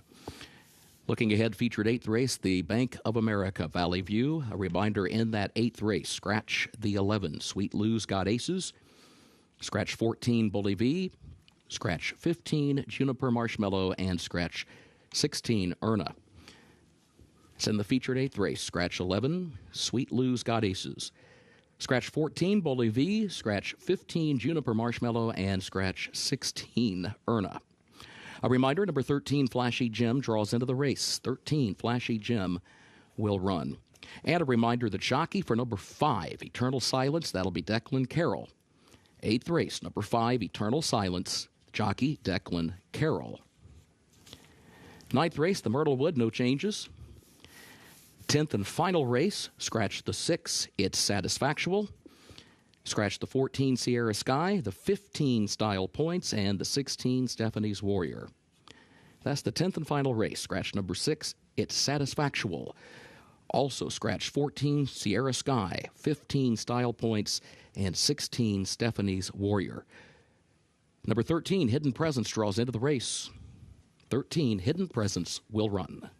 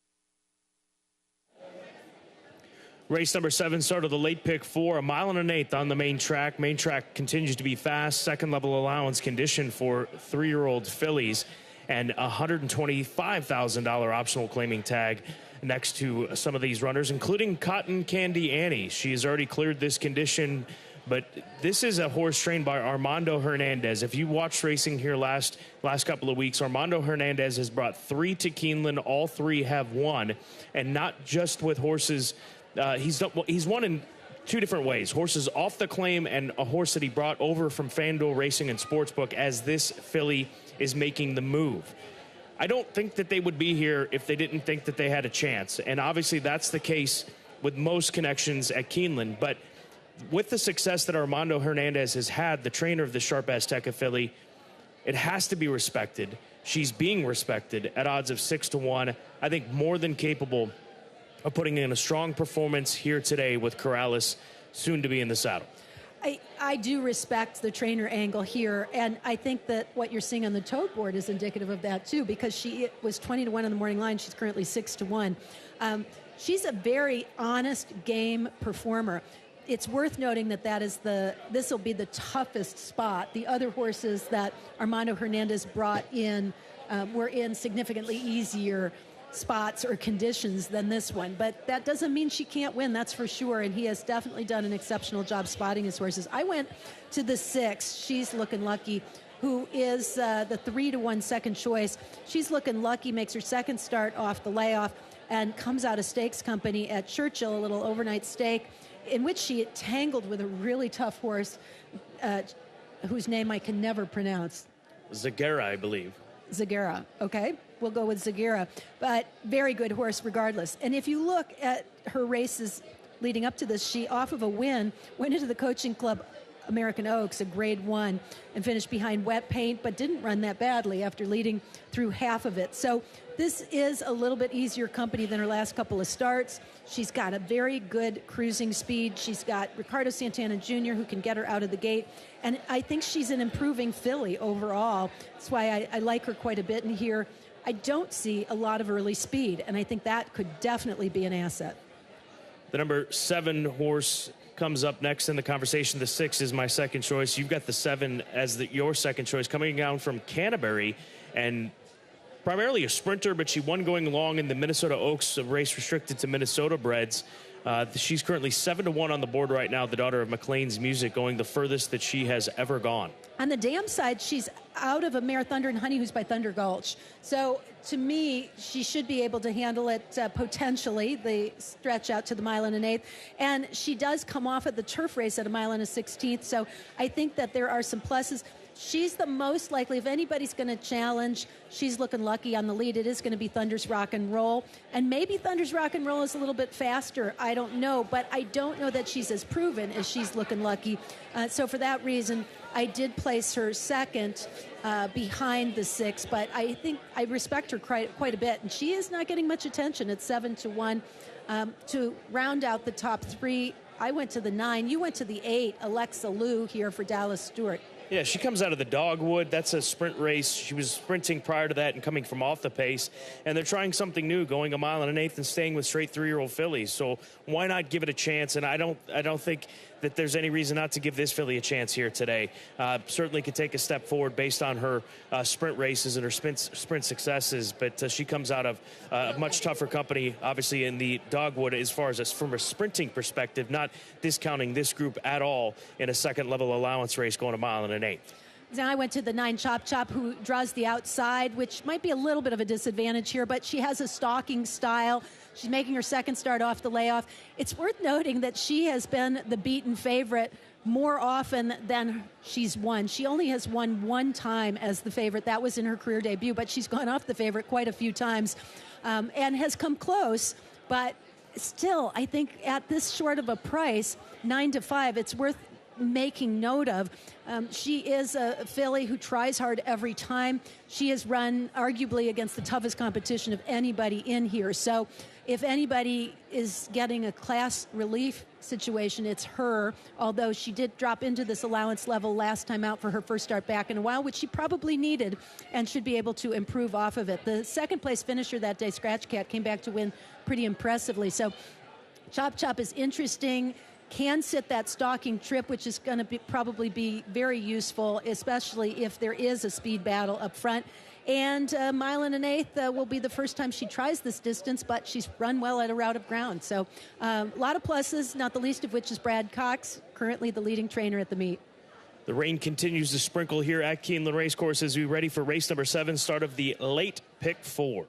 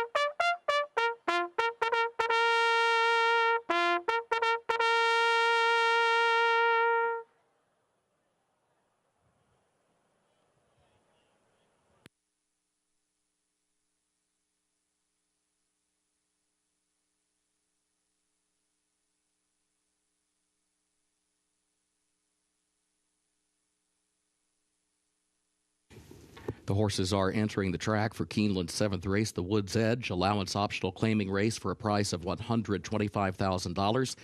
3-year-old fillies, a mile and an eighth over the fast main track. Doubled at pick 3 wagering, start of the late pick 4. Main track is fast, the turf is firm. No changes in race 7. Post time in 5 minutes.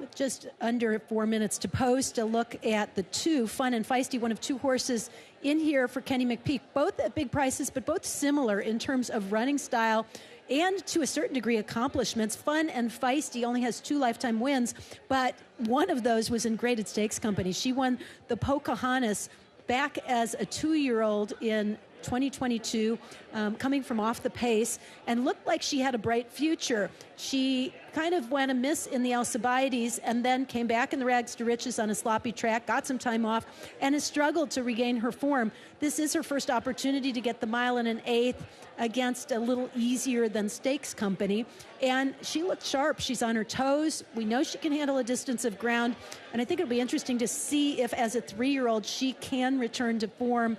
I do like what I'm seeing from her, and you get a pretty good price with a filly who has shown some ability and has a Graded Stakes win to her credit.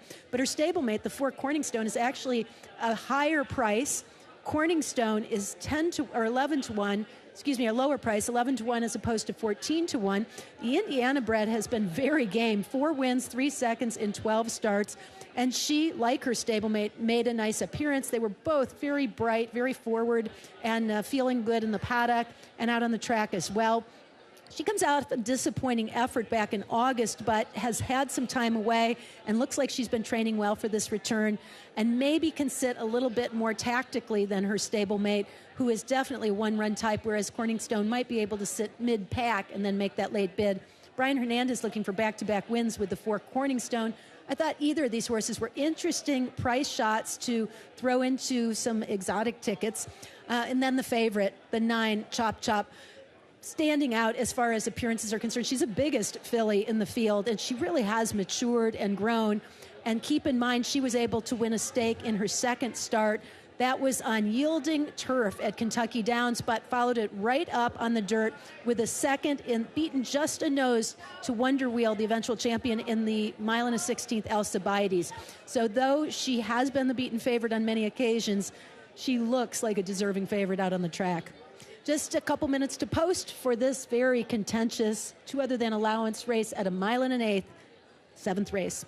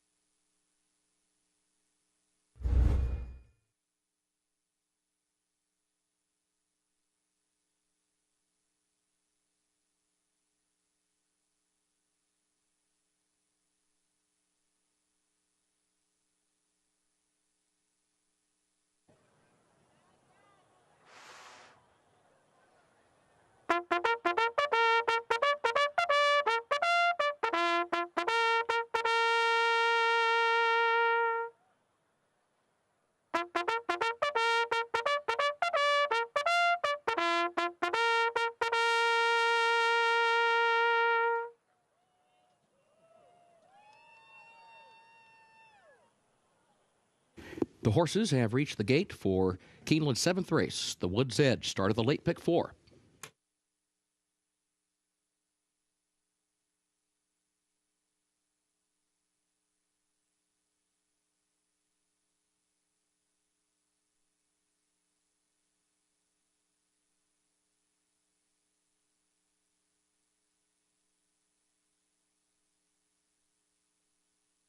Moving into line, race 7.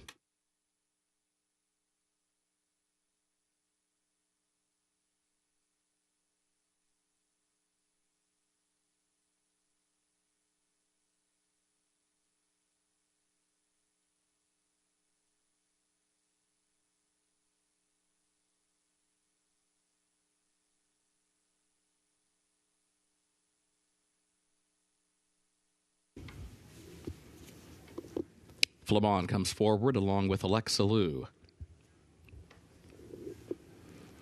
Corningstone moves into line. Chop Chop, the last one, coming forward. Moves in, they're at the post. They're off.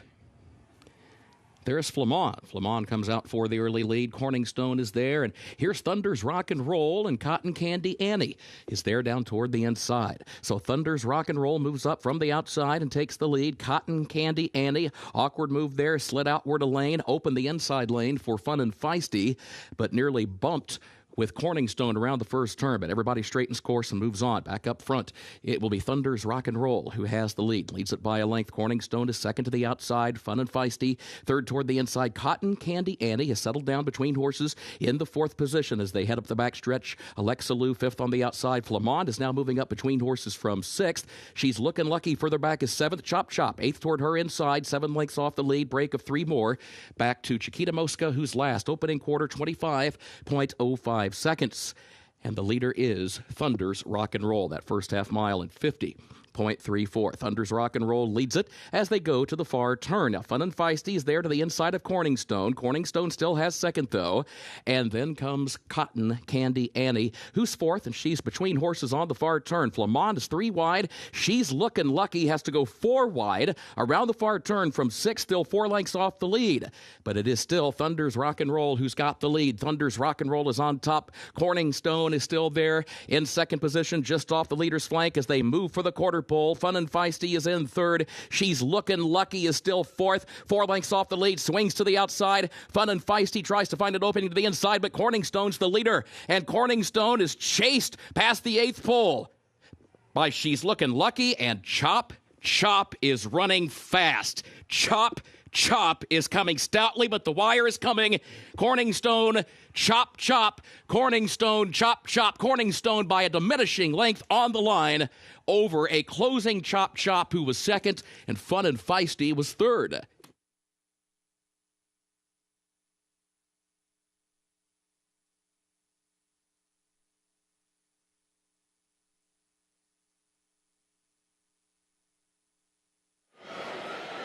Corningstone, the 4 at odds of 9-2, the Indiana-bred filly, besting herself in this group. Chop Chop was chasing, but she had so much work to do, and this filly by Cantheros and Keeneland September sale graduate was not stopping after she made the lead. A tale of 2 very different trips, but give all the credit to Corningstone and Brian Hernandez Jr., who had her in that forward position all the way and bet down to 9-2 with Kenny McPeak runners finishing 1st and 3rd. The favorite in between. A big victory for this daughter of Cantheros, off the layoff and better than ever.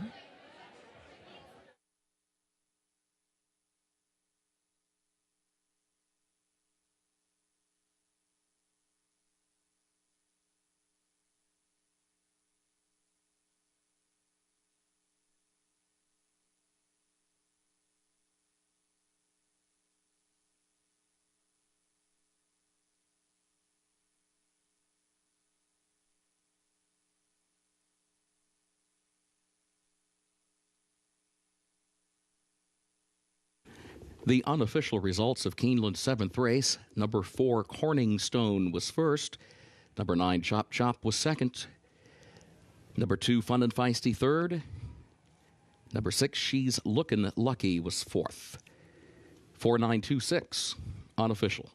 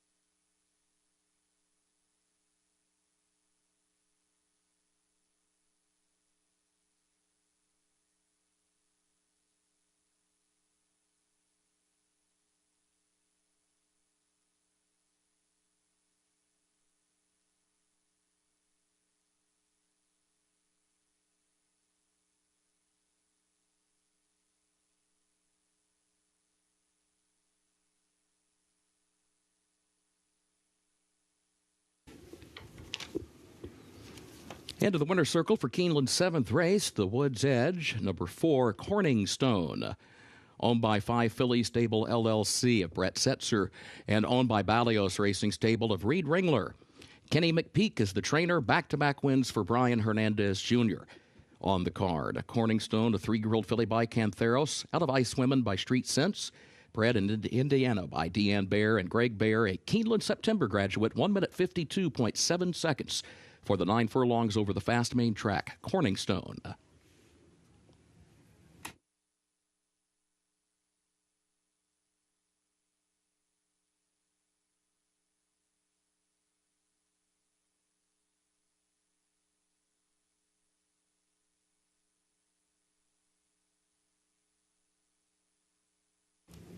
Results of race 7 official. 4926, the official results.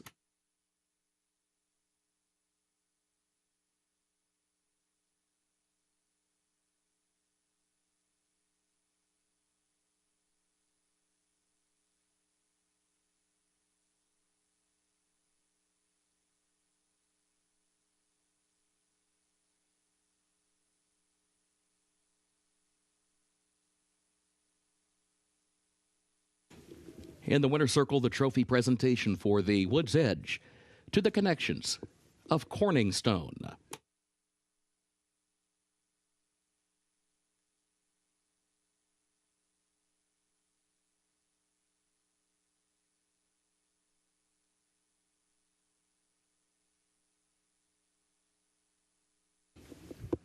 Keeneland's featured 8th race upcoming, the 33rd running of the Bank of America Valley View Grade 3.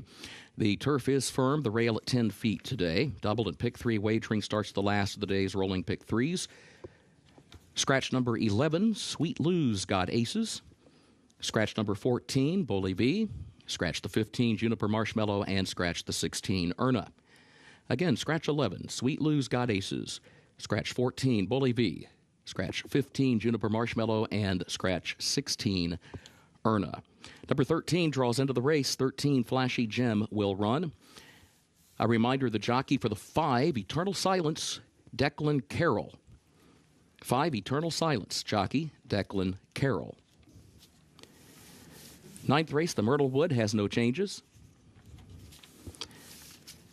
10th and final race, scratch the 6, It's Satisfactual. Also scratch the 14, Sierra Sky, 15, Style Points, and 16, Stephanie's Warrior. That's the 10th and final race. Scratch number 6, It's Satisfactual. Also scratch the 14, Sierra Sky, the 15, Style Points, and the 16, Stephanie's Warrior. Number 13, Hidden Presence, draws into the race. 13, Hidden Presence, will run. Fast track, firm turf.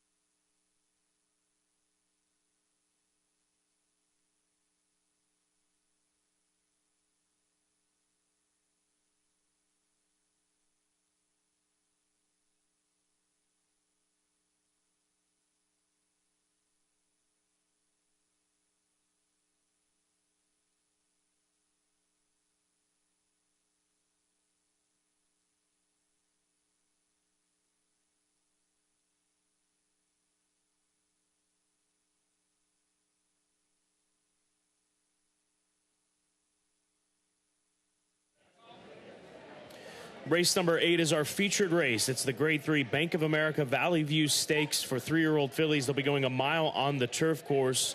And the number 2 horse, Pride of the Nile, is my top selection at odds of 7-1. This is a filly that comes in from Southern California, returns to Keeneland. They ran her in the Grade 1 Central Bank Ashland back in April of this year. But then she was laid up, came back once at Del Mar on the grass, and came back a winner, finishing quickly in that race in a very quick pace that set up out in front of her.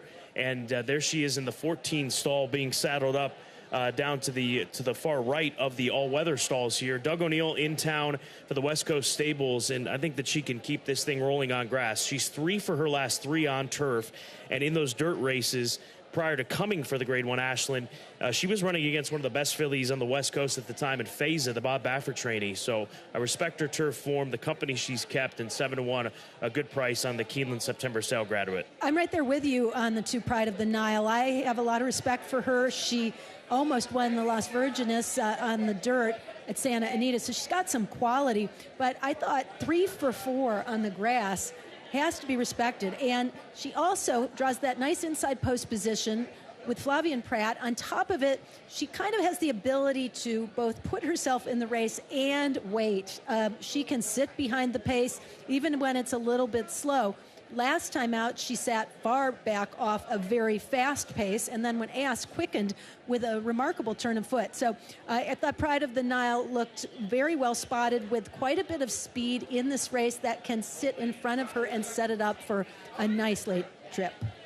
And Sacred Wish, the 3, very well spotted as well. She comes into this race off of a victory on the grass in the Winter Memory Stakes in New York at Belmont at Aqueduct, and was very professional in that effort. She ran in the Alabama, not a strong gauge of this filly. Prior to that, she'd run well in the Coaching Club American Oaks, and even against Allowance Company. So she's just a good 3-year-old filly. She's the daughter of Not This Time. We've seen that pedigree work on dirt with horses like Epicenter, and obviously on turf, who very well should be and is in the midst of a championship campaign by the name of Up to the Mark, a horse that we'll see in the Breeders' Cup. So Sacred Wish, a really nice filly, and I think deserving of the favorites role that she's playing right now at 5-2. I went to the 9 Surge Capacity, who's 9-2 currently, getting support for Chad Brown and Klarovich Stables. Now, this filly by Flinchar has done very little wrong in just 3 starts. She broke her maiden, sitting very close, almost setting a very quick pace at 1 1/16. I thought that was eye-catching,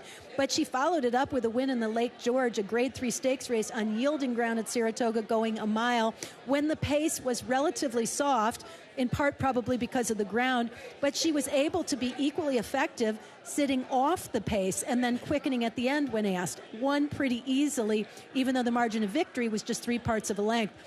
And then at Saratoga on a good turf at 1 1/16, with a moderate pace, she sat off of it again and wasn't quite able to kick clear, but ran a good race, all things considered. Has had some time off since then. I think the 9 Surge Capacity is a real interesting horse, although she is a little untested versus some of the other fillies in this field. Eternal Silence, the number 5 horse. She's a Irish import for Jessica Harrington and the Moiglair Stud Farm. Moiglair Stud bred this daughter of Warfront, so an American pedigree with an Irish first dam and a good family. Moiglair Stud breeds such brilliant racehorses, and she comes into this race off of a 3-month layoff. She was running against some of the best over in Europe, Tahira, most notably Aspen Cove in her first try against a graded stakes company. Her one win came at Nace back in June of this year, where she ran off and won by 11 lengths. She's got speed, so don't be surprised if she's forward here today with Declan Cannon, who we've talked about has had a very good last week at Keeneland Racecourse this fall.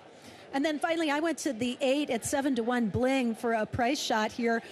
She has been proven on this turf course, albeit against a little easier competition, and is a very consistent runner on the turf. Now, she has been known to show some speed, but I think against a little lesser company. Yet she has also been able to close equally effectively, primarily at sprint distances. She's coming out of the 5.5 furlong race here at Keeneland, in which she was a winner on opening weekend. And off that race, maybe she's going to show a little bit more speed versus sit back and wait. She was on the lead and just about won the pucker up, a grade 3 stakes race in her first try at the mile and an eighth. So the mile to me suits her. That's almost the ideal distance. She's been very good at it. And this is a filly who showed enough early in her career as a 2-year-old that off her maiden win, she ran in the Jessamine and was awarded second place money. So ran a very big race there in only her third career start. She went to the Breeders' Cup. It didn't go as well, then went to the sidelines and has come back for a very productive season as a 3-year-old. Bling for Vicky Oliver. Very, very good season for Vicky and the barn. Rafael Bejarano is one of her main go-to riders. And Bling, I think, is sneaky. I'm just interested to see what the tactics will be because I think there is a lot of early speed in here. So the key perhaps will be Bling being able to relax in the early stages. This is our Friday feature, the Grade 3 Bank of America Valley View Stakes. 3-year-old fillies 1 mile on the firm listed going, and the feature comes up in less than 11 minutes here at Keeneland.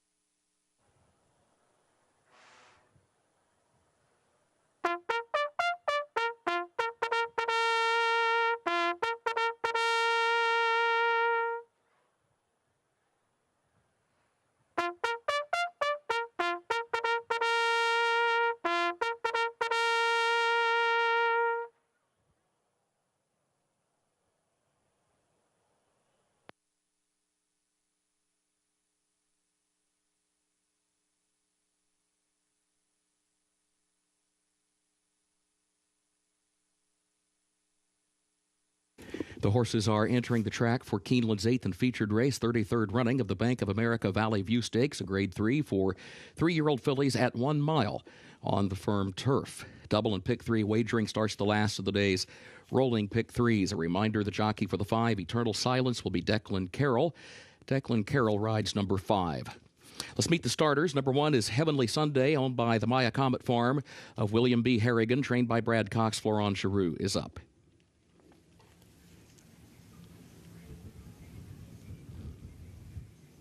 Two, Pride of the Nile, owned by West Coast Stables LLC of John Foster, trained by Doug O'Neill, jockey Flavian Pratt. 3, Sacred Wish, owned by Black Type Thoroughbreds of Jake Ballas, Swinbank Stables of Reagan Swinbank, Steve Adkisson, also Christopher Dunn, and Anthony Spinazzola, trained by George Weaver, the jockey John Velasquez. 4, Abundancia, owned by Dona Licha Stables LLC of Oscar Pena, trained by Dante Zanelli Jr., the jockey Martin Chuan. 5, Eternal Silence, owned by Moigler Stud Farm Limited of Eva Bucher-Hefner, trained by Jessica Harrington. The jockey is Declan Carroll. 6, Secret Money, owned by Fortune Farm LLC of Richard Nicolai, owned by Robert Hahn, Matthew Hand, trained by Brendan Walsh, jockey Tyler Gaffalione. Number 7, Sparling Biog, owned by Walmack Farm of Gary Broad, Gainesway Stable of Anthony Beck, Arada Trom of Nicholas Deschambour, trained by Graham Motion, Jorge Ruiz, the jockey. Number 8 is Bling, owned by G. Watts Humphrey Jr., trained by Victoria Oliver, the jockey Rafael Bejarano. 9, Surge Capacity, owned by Klarovich Stables Incorporated of Seth Klarman, trained by Chad Brown, the jockey Joel Rosario. Number 10, Safin, owned by Fergus Galvin and Rebecca Hillen, trained by Eddie Keneally, the jockey Luis Saez. Number 11 is Scratch. The 12 is Yesternight, owned by 10 Strike Racing of Marshall Graham. Madaket Stables LLC of Saul Kuhman, trained by Lindsay Schultz, the jockey Julian Leperoux. And completing the field, number 13, Flashy Gem, owned by Spendthrift Farm LLC of Eric Gustafson, trained by Brad Cox, the jockey Gerardo Corrales. Post time in 3 minutes for the Bank of America Valley View.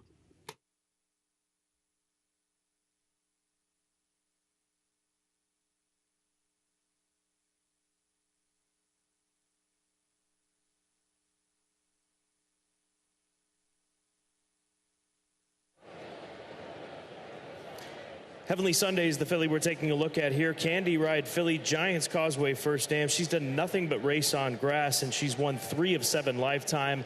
She's finished in the money 6 of 7 lifetime. She's got course form, and she's got a great price next to her number. Heavenly Sunday, the 9-1 right now for Brad Cox. You know, I think if she goes to the lead from the inside post, which is probably what she's going to have to do off a good break, she may encounter some pressure. But the good thing about her is she's proven that even if she doesn't make the lead, she runs her race and tries really hard. So it's a filly who has outrun her odds and also run very well in graded stakes company and on this course, and maybe getting a little ignored at 9-1 that perhaps should be respected. One of 2 runners in here for the meet's leading trainer.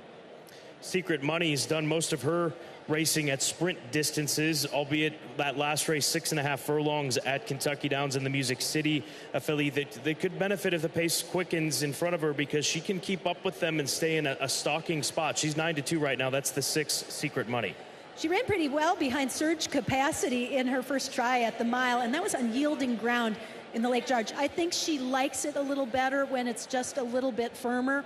And if you look at her career as a whole, she's done very little wrong. Coming off that win at Kentucky Downs, I thought was a gradual progression, not just a one-hit wonder.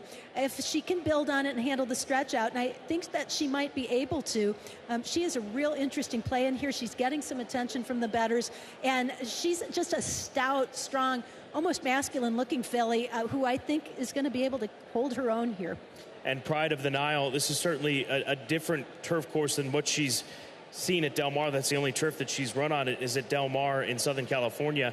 But the one nice thing about her is that she's so adaptable. Just look at her 3 turf races. When the pace is fast, she can lay far off of it, make a run. When it's not as fast, she can sit closer. So a very, very adaptable filly here at 6-1 for trainer Doug O'Neill. And Scott, historically, the horses that have come in from California have held their form and done very well. They're also able to handle our pace scenarios pretty effectively. Inside post position, I think, is a benefit.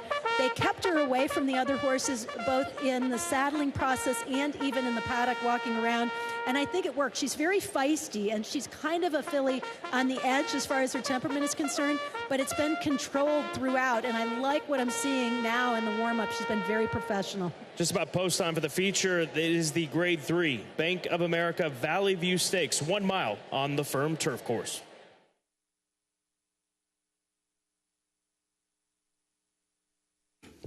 The horses have reached the starting gate for Keeneland's featured 8th race, 33rd running of the Bank of America Valley View Stakes, Grade 3.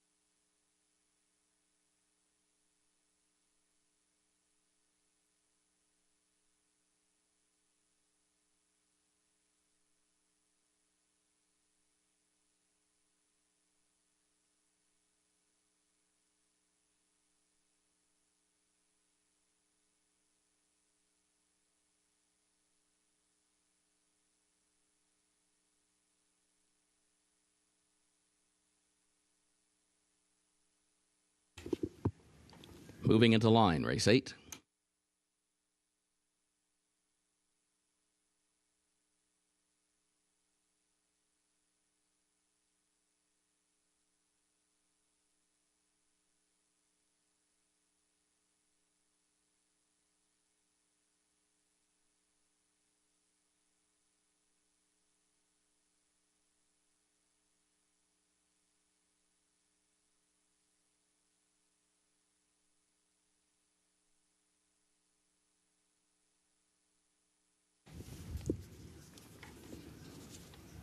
Yesternight comes forward, along with Abundancia.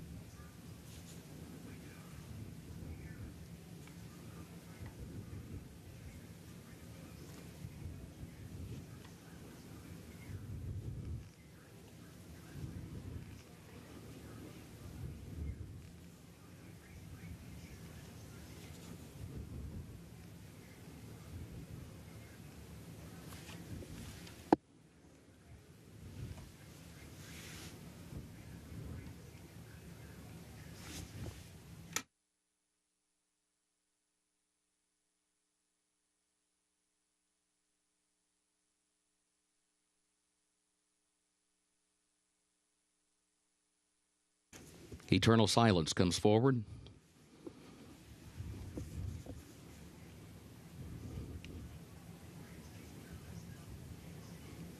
Secret Money moves into line. Flashy Gem, the last one, moving in. Goes in, they're at the post. And they're off in the Bank of America Valley View Stakes. There goes Heavenly Sunday for the lead. Surge Capacity is there in the opening strides up close. And Safine and Yesternight, who comes away running in fourth. Secret Money quickly gets over to the rail to save some ground around the turn in fifth. Bling is in sixth. Flashy Jim is 5 wide, now 4 wide in seventh position. Pride of the Nile is eighth. Sparling Biog is in ninth. Abundancia moves up 1 spot from 10th around the first turn. Sacred Wish is 11th. Eternal Silence last of the 12. Opening quarter went in 22.9 seconds. Yesternight is the leader. Yesternight against the rail leads at a length and a half. Heavenly Sunday is second by a length. Surge Capacity is third a half length. Bling is fourth up on the outside. Secret Money fifth against the rail, nearly 5 lengths off the lead. Safine is alongside her in sixth. Pride of the Nile seventh. Flashy Gem in eighth. Abundancia, Sacred Wish back toward the inside. Sparling Biog and Eternal Silence is last. 47.74 seconds the time for the first half mile. Yesternight, Heavenly Sunday, 1-2 separated by a neck around the far turn. Bling moves up to the far outside in third, 2 lengths off the leader. And then Surge Capacity is fourth. Here's Safine, who angles wide off the far turn. Secret Money and behind horses still 5 from the lead. Heavenly Sunday to the front. Bling, Secret Money's going to try to find an opening to the inside. Safine is there to the outside. Here comes Safine. Bling between horses. Heavenly Sunday is fighting on. Sacred Wish getting shook loose late. Surge Capacity's diving to the inside. Heavenly Sunday, Surge Capacity. Surge Capacity. Surge Capacity. What a move in the lane by Surge Capacity. Joel Rosario to win the Bank of America Valley View.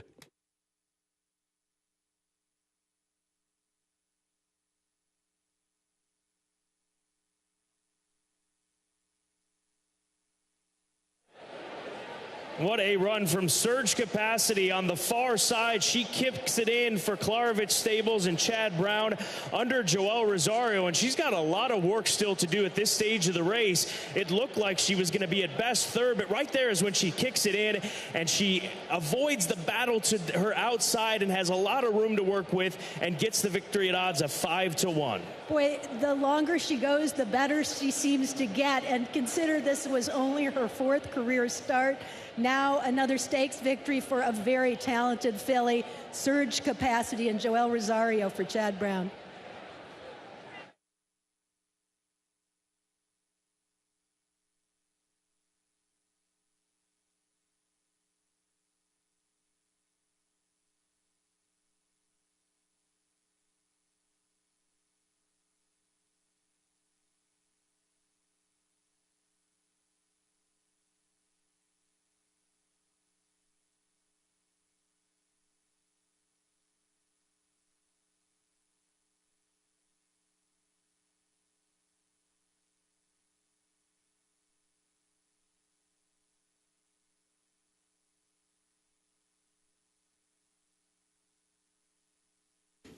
The unofficial results of Keeneland's featured 8th race. Number 9, Surge Capacity, finished first. Number 1, Heavenly Sunday, was second. Number 8, Bling, finished third. Number 3, Sacred Wish, was fourth. 9183, unofficial.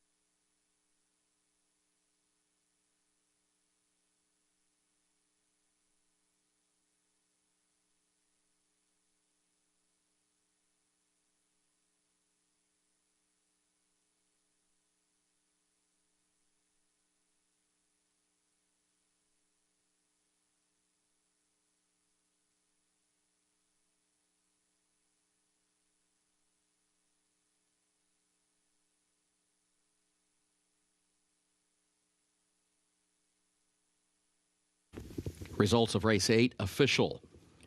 9-1-8-3, the official results.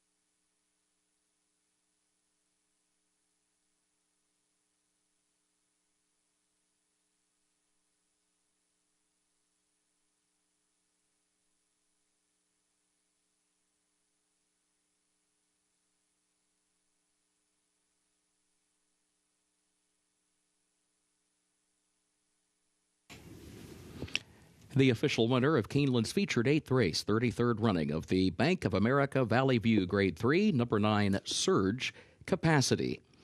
Surge Capacity, owned by the Klarovich Stables Incorporated of Seth Klarman, trained by Chad Brown, the jockey Joel Rosario. Surge Capacity, a 3-year-old daughter of Flincher, out of Strong Incentive by Warriors Reward, bred in Kentucky by Klarovich Stables, 1 mile over the firm turf today, 1 minute 35.8 seconds.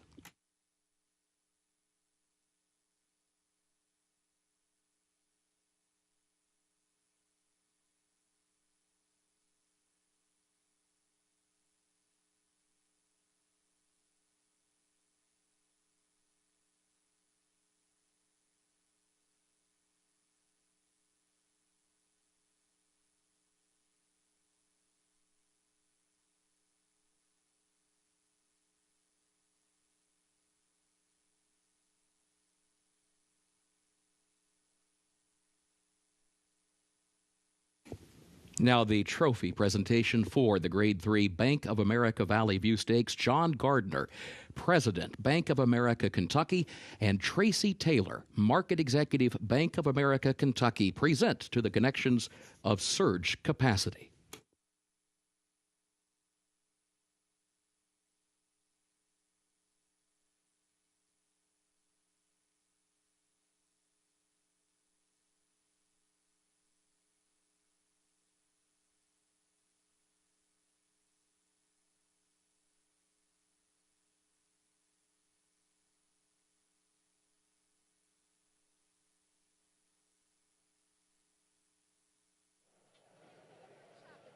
Surge Capacity giving Seth Klarman, Klarovich Stables, and Chad Brown their first win in the Bank of America Valley View. And Joel Rosario was aboard for the winning ride.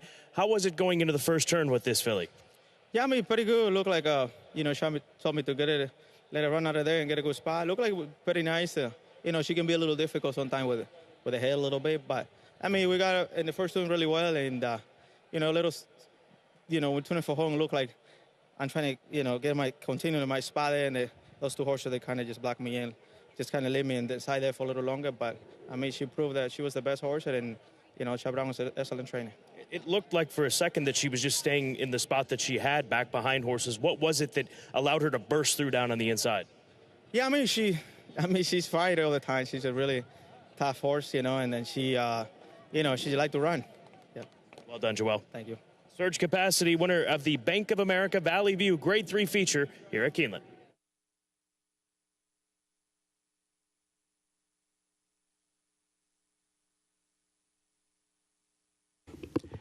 Keeneland's ninth race upcoming, the Myrtlewood Stakes. Main track is listed fast. This will start the last of the day's rolling doubles. No changes in race 9. Looking ahead to the 10th and final race, a reminder in the 10th event, scratch the 6, it's Satisfactual. Scratch the 14, Sierra Sky, the 15, Style Points, and the 16, Stephanie's Warrior. That's in the 10th and final race. Scratch the 6, it's Satisfactual. Also, scratch the 14, Sierra Sky, the 15, Style Points, and the 16, Stephanie's Warrior. A reminder, number 13, Hidden Presence, draws into the race. 13, Hidden Presence will run.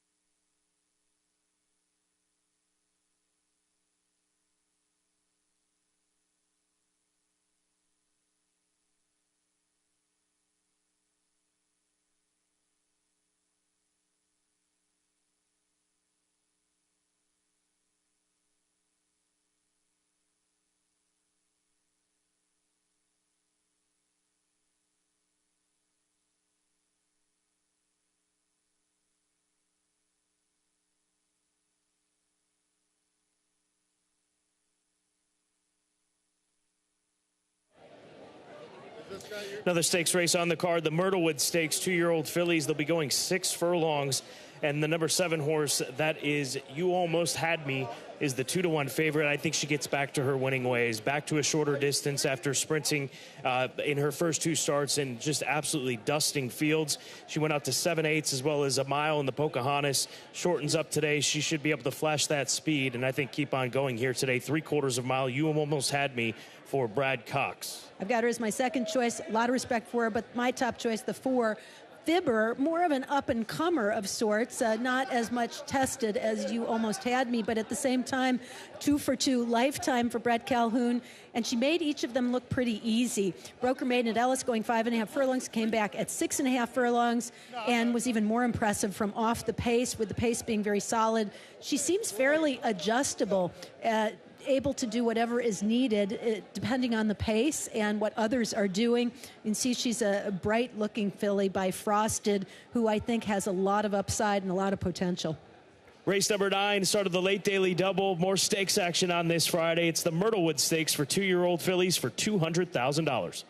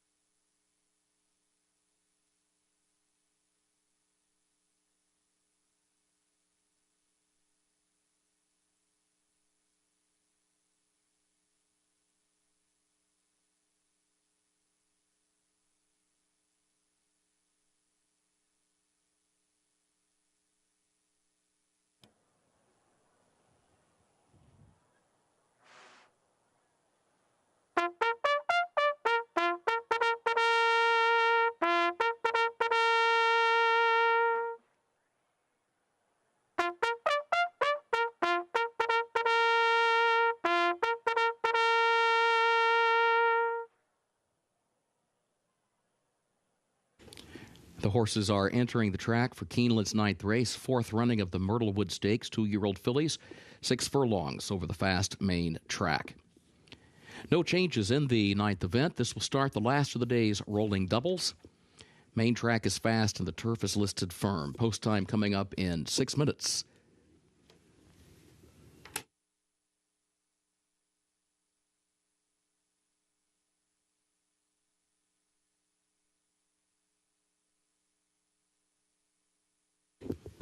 Now let's meet the starters for race 9, the Myrtlewood. Number 1 is Copper M, owned by Winchell Thoroughbreds LLC of Ron Winchell, trained by Steve Asmussen, Christian Torres, the jockey. Number 2, Field Glass, owned by Glenn Bromwich II and Patrick Lewis, trained by Rusty Arnold. Julian Leperoux is up. 3, Hot Beach, owned by the Board Short Stables LLC of Travis Boersma, trained by Brian Lynch, the jockey Flavian Pratt.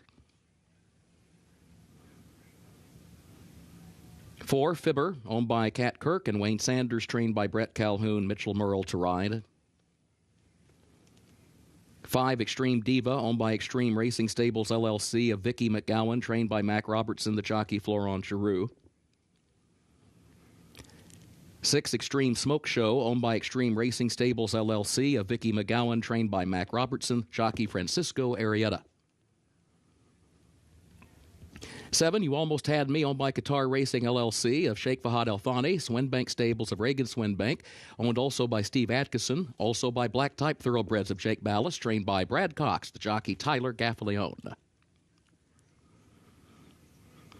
Number 8, Let Them Watch, owned by Case Chambers, trained by Mike Maker, the jockey Luis Saez. And number 9, Well, Are You Happy Now, owned by Dean Sexton and Charles H. White, trained by Aaron Thompson, Samuel Bermudez, the jockey. The Myrtlewood coming up in less than 5 minutes.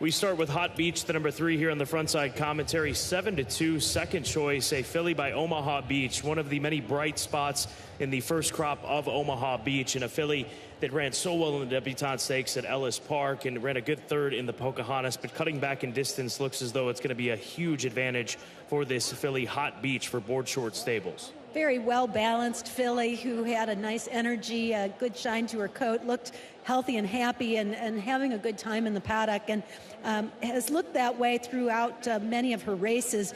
I thought she was a little unlucky in terms of ending up on the lead in the Pocahontas at the mile distance, but I think it benefits her to turn back or to shorten up. It's not really a turn back, it is a shortening up, though, to 3/4 of a mile. Once again, filly was very tough in the debutante and is one of the few in the field who has proven effective when she can sit a stalking trip, and I think that's going to be key because there are a lot of fast fillies in here. Copperum, the number 1 horse for Winchell Thoroughbreds, debut winner. She ran in the Adirondack in start 2 of her career. She caught an eventual Grade 1 winner in Bright Work, who's readying for a date in the Breeders' Cup. In fact, works tomorrow, does Bright Work, to head out west for what that's worth. But here's a filly from the first crop of Copper Bullet, and always so well turned out by Steve Asmussen and his team. Yeah, she really was eye-catching in the paddock and looked this way as well in the Untappable, which she ran a very respectable second place to Crown Imperial, who I think is cut out to be a nice horse. You mentioned her running into Bright Work, but she was able to break her maiden at first asking on the lead at 5 furlongs through some pretty fast fractions at Ellis Park. I see this filly continuing on in the same manner. The only disadvantage on that inside position, she has so much early speed, it is going to be tough for her to be wrangled back or to relax a little bit, because I think there are others who could try to run her off her feet early, but she looks super.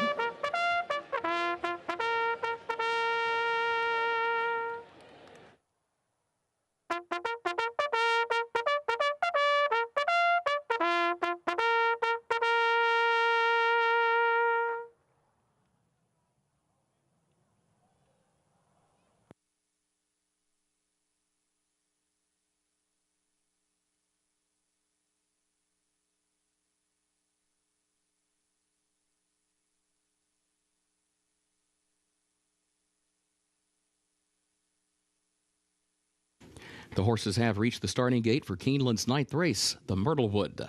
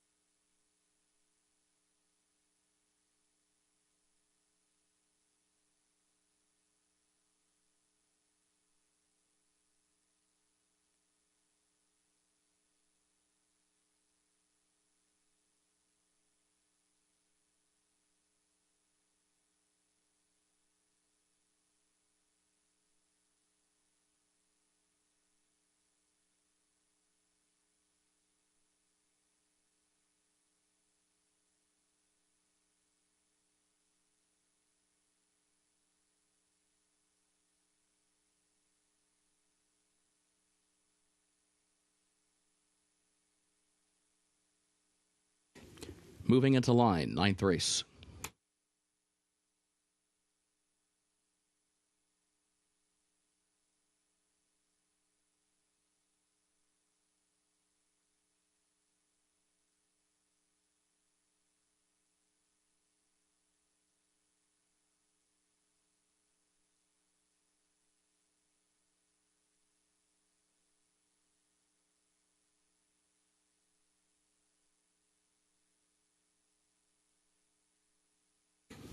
You Almost Had Me moves into line. Hot Beach now comes forward.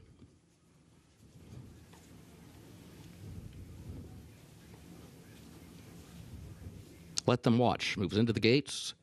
Fibber goes in. Well, are you happy now? The last to load. Goes in. They're at the post. They're off in the Myrtlewood Stakes. There's Copper M from the inside, right out for the early lead. You Almost Had Me up close in the opening strides. Field Lass is there in between that pair. Let Them Watch close up fourth to the outside. Hot Beach is away running in fifth, down toward the inside. 5 lengths off the lead. Extreme Diva is sixth. Extreme Smoke Show is seventh. Fibber is eighth toward the inside. And, well, Are You Happy Now is wide and last as the field moves on to the far turn. Field Lass, the leader. You Almost Had Me is second. A half length separates the top two. It was 22.77 seconds for the opening quarter. And then Let Them Watch is third up on the outside, still 3 lengths off the lead. Copper M is fourth down toward the inside as they round the far turn. Hot Beach is still 6 lengths off the lead in the fifth position. And then Extreme Smoke Show, top of the lane. Field Lass, You Almost Had Me. Hot Beach to the outside. Copper M looking for room toward the inside. You Almost Had Me is the leader. You Almost Had Me instantly in front by 3 lengths, now by 4 into the final furlong of the Myrtlewood. Hot Beach goes to second. You Almost Had Me, 16th pole, just widening with every stride. You Almost Had Me to win the Myrtlewood. Tyler Gaffalione, 3 wins on the day. Hot Beach was across the line in second. Fibber came up the inside for third, and Copper M was fourth in 1 minute 10.67 seconds.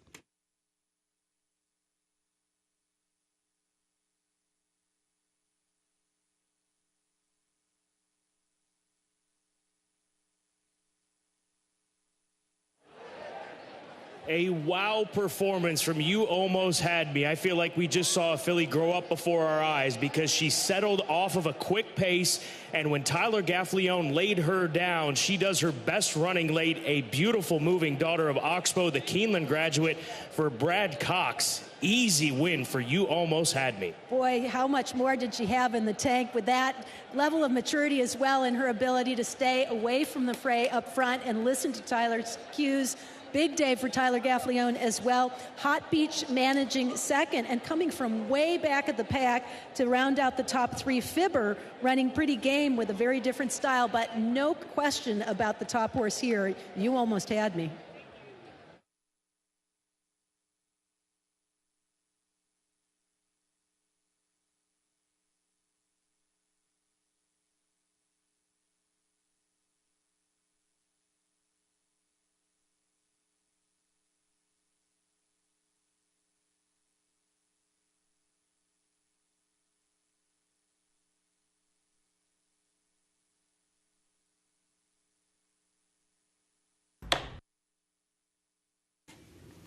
The unofficial results of Keeneland's 9th race: number 7, You Almost Had Me, finished first. Number 3, Hot Beach, was second. Number 4, Fibber, was third.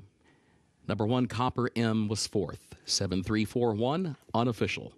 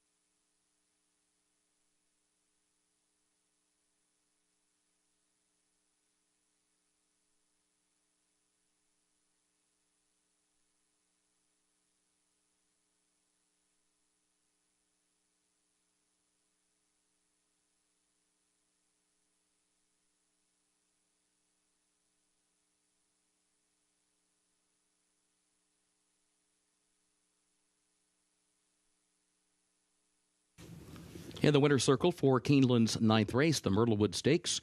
Number 7, You Almost Had Me, owned by Qatar Racing LLC of Sheikh Fahad Al Thani. Swinbank Stables of Reagan Swinbank, Steve Adkison, and Black Type Thoroughbreds of Jake Ballas. Trained by Brad Cox. 3 wins today for Tyler Gaffleone. You Almost Had Me, a 2-year-old Oxbow filly out of Good Gator by Good and Tough, bred in Kentucky by Pope McLean, Mark McLean, and Pope McLean Jr. Keeneland September graduate. You Almost Had Me. 6 furlongs, 1 minute 10.67 seconds. Results official, 7-3-4-1. Official results.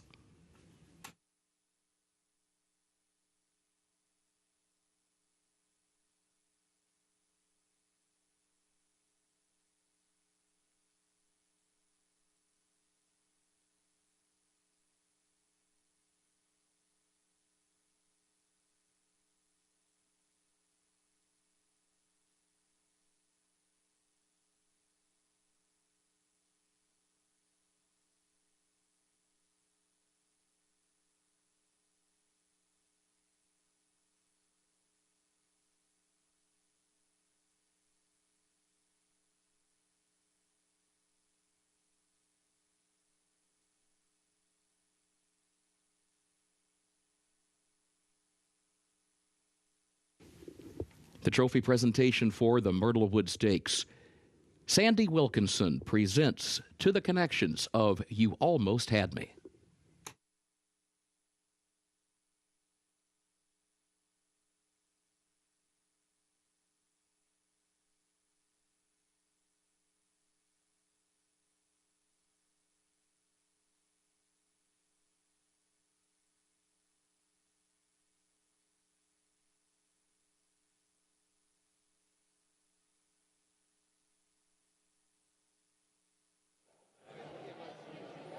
You Almost Had Me, brilliant today in the Myrtlewood Stakes for Brad Cox and jockey Tyler Gaffleone. How different is this filly now compared to when we saw her back in the spring, Tyler? Oh, man, she's just really developed into a nice little filly. She's honest. She's quick out of the gate. She travels great, and she punched home nice.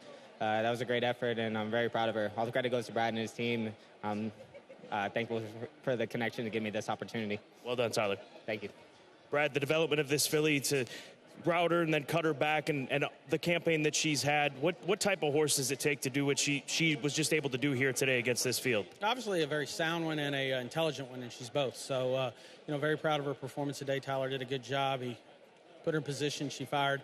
She'd been acting like, of the mornings, without a doubt, she'd improved over the last month or so. I like what I've seen from her since the Pocahontas, and I think the cutback helped out a good bit today as well. To have the ability to settle and kick home, how key is that in sprint races? You can be, very, very good around one turn with that style. And, you know, I'm not saying she's limited to one turn, but I think for the time being, we'll probably keep her around one turn for the near future. No reason to change things up. Well done. You almost had me. Absolutely dominant today in the Myrtlewood Stakes at the age of 2.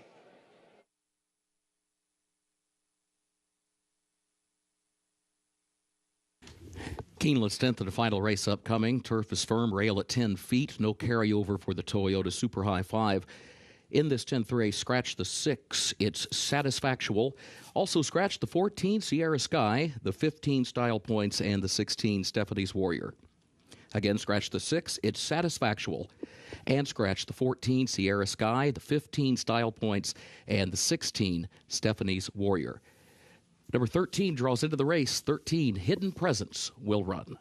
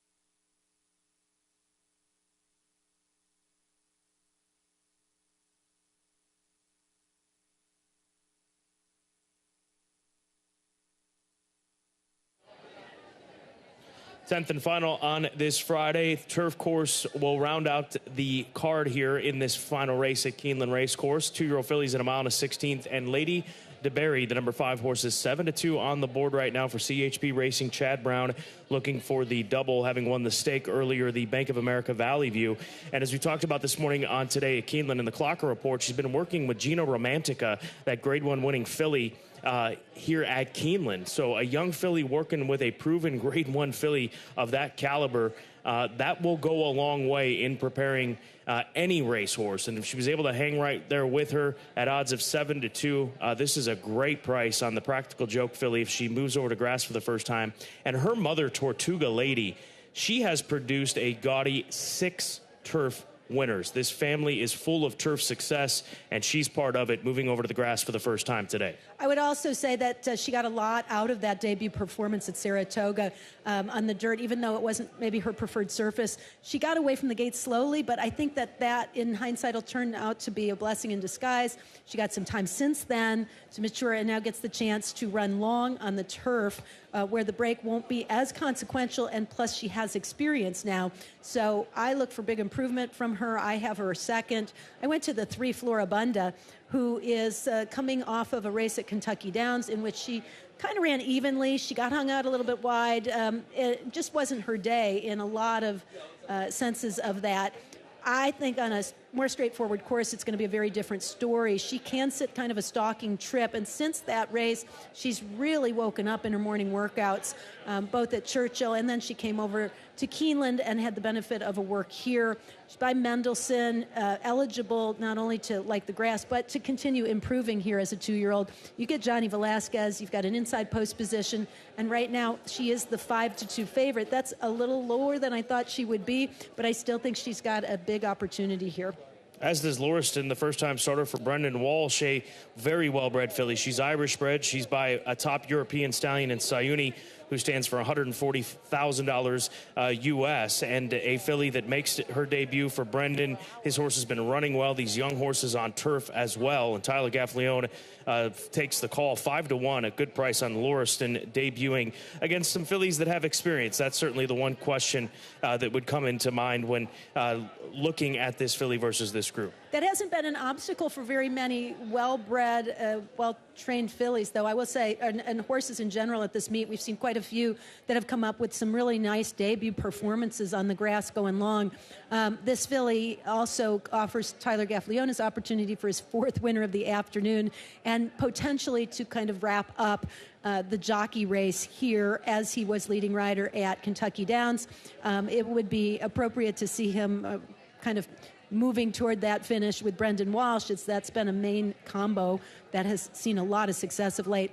A lot of works at Turfway Park, which is where most of Brendan's horses like this have come in from, and they've run very, very well. So I think Lauriston, who makes a fit appearance in the paddock, is worth throwing into your tickets as well to round out a top group of really tough horses. There's several others we didn't even touch on that you can make a case for here. Race number 10, the 10th and final, less than 14 minutes to post. 2-year-old fillies going long on the firm listed going here at Keeneland.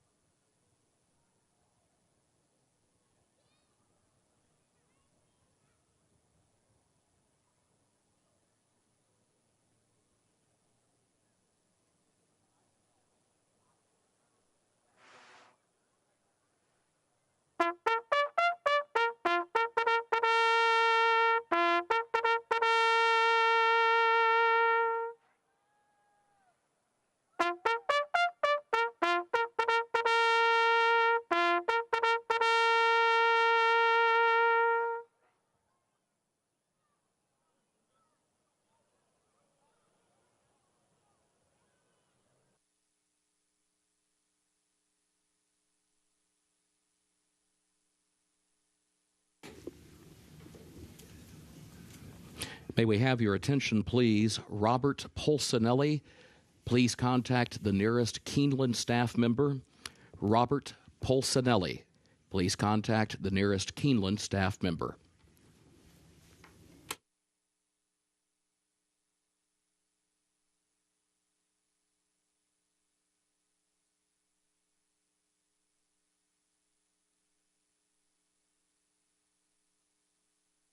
Horses are entering the track for Keeneland's 10th and final race, the Blandford Stud, a maiden special weight for 2-year-old fillies, a mile and a 16th over the firm turf. The rail at 10 feet today, no carryover for the Toyota Super High 5. Scratch number 6, it's Satisfactual. Also scratch the 14 Sierra Sky, the 15 Style Points, and the 16 Stephanie's Warrior. A reminder, number 13, Hidden Presence, draws into the race. 13, Hidden Presence, will run. Post time at 7 minutes.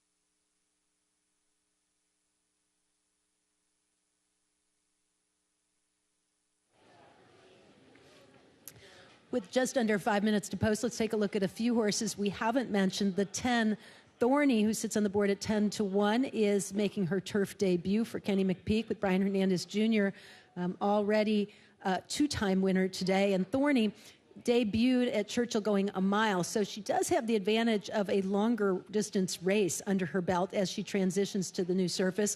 Has a pedigree to handle it by Violence out of an exchange rate mare, and has been training really fast in the morning. A best of the morning workout on the dirt at Churchill suggests she may show a little bit more speed than she did in her debut, and maybe got enough out of it to be able to catapult her into a contender. She warms up beautifully without the pony, real bright expression, has a way of throwing her legs out there that suggests she might handle the turf. And she looks like a turf filly. She has that build and body that's a little bit lankier, bigger frame that may take to the grass. I think she's an interesting price shot here. And then the 11, right next to her, Cleopatra's Nile, currently 9-1, up from 5-1 in the morning line. For Safi Joseph, was fourth in her most recent try. That was her turf debut at Kentucky Downs, her second start overall. She showed great improvement from first start to second start, and if that continues, she could be in the hunt. She's looking very bright, very well. Daughter of Mucho Macho Man, who was winner of the Breeders' Cup Classic, but a lot of his offspring have performed well on the turf. And Out of a Kitten's Joy mare, you don't need much more than that to think that she'll handle the grass. Look at her kind of point her toes and look like a dressage horse out there on the track. Cleopatra's Nile, another horse to consider here in the mix.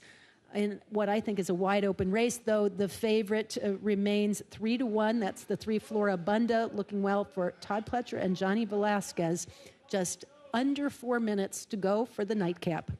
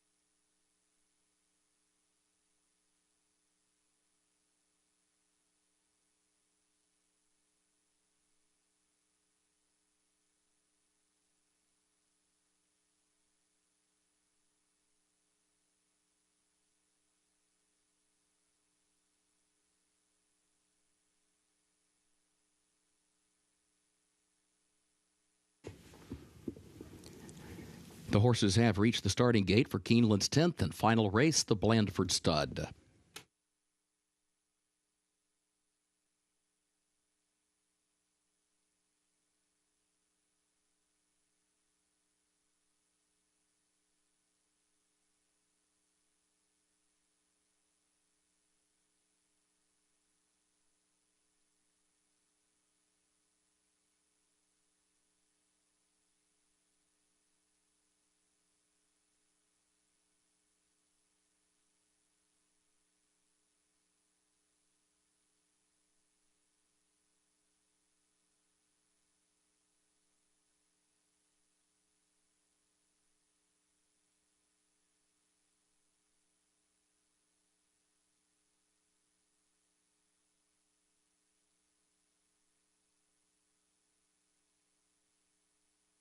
Moving into line, race 10.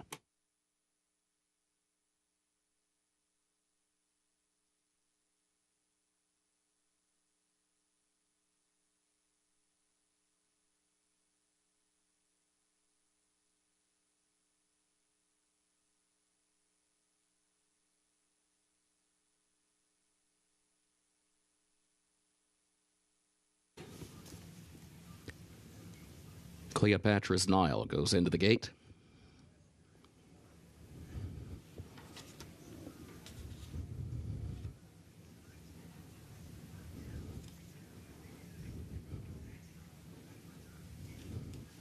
Lady DeBerry comes forward along with Justin I. Here's Gold Del Mar.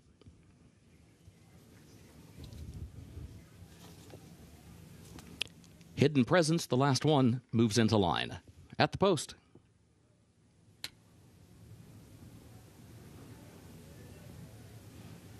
And they're off. Adrastea comes out running for the lead from that inside starting spot. Quickly gets over next to the rail. Here's Gold Del Mar moving up, though, from the outside to challenge Adrastea. Gold Del Mar will go second. Justin I, out in the center of the course, is third early on. Lady DeBerry fourth in between horses. Floribunda fifth back toward the inside. Cleopatra's Nile 3 lanes off the rail in sixth position around the first turn. Miss Harmonic is in seventh. Hidden Presence is right there with that group in the eighth position. Thorny is in ninth. Lauriston is in 10th. Dazzling Dictator is 11th. Brody Ferry, last of the 12. Onto the backstretch they go. 22.23 seconds for the opening quarter. Adrastea, the leader. Adrastea leads it by a half length. Gold Del Mar is second by 3 lengths. Justin I is traveling along in third by a length and a half. Cleopatra's Nile is fourth to the far outside. Floribunda fifth against the rail. Then Lady DeBerry sixth in between horses. Now Floribunda moves up into fourth, but is still 6 lengths from the front. First half mile was 46.9 seconds. Adrastea leading Gold Del Mar 3/4 of a length onto the far turn. Justin I is third. Floribunda against the rail is in fourth. Cleopatra's Nile wide in fifth. Lady DeBerry sixth between horses. Then a break of 5 more lengths back to Hidden Presence, followed by Thorny and Miss Harmonic. Adrastea the leader off the far turn. Floribunda starts to move toward the inside. She's still 5 from the lead. Justin I is there. Lady DeBerry on the far outside. Here comes Lady DeBerry, and here's Justin I. Lady DeBerry, Justin I. Hidden Presence running late from the far outside. Lady DeBerry in front. Justin I is second. Lady DeBerry drawing clear. Lady DeBerry in front. Lady DeBerry, Flavian Pratt to win the nightcap. Justin I was second, and then it was Hidden Presence across the wire in third, followed by Floribunda and Miss Harmonic.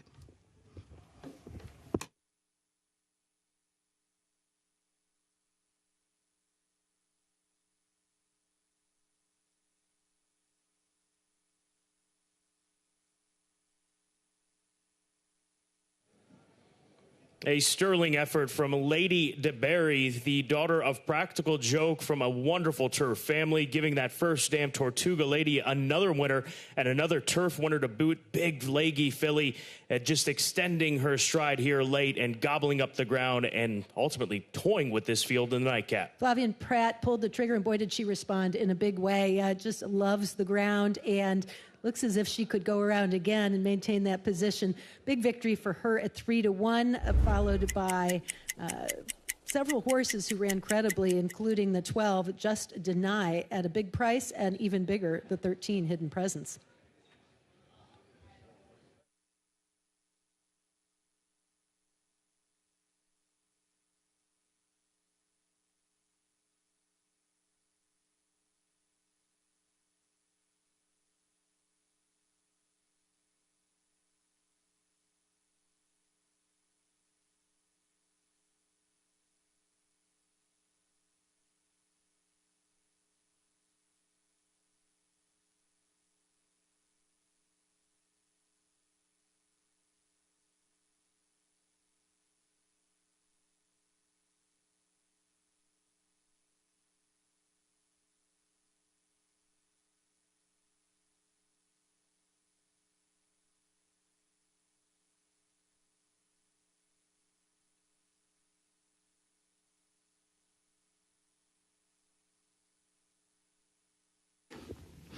The unofficial results of Keeneland's 10th race: number 5, Lady DeBerry, was first. Number 12, Justin I, was second. Number 13, Hidden Presence, was third. Number 3, Floribunda, was fourth. Number 2, Miss Harmonic, fifth. 5, 12, 13, 3-2, the unofficial results.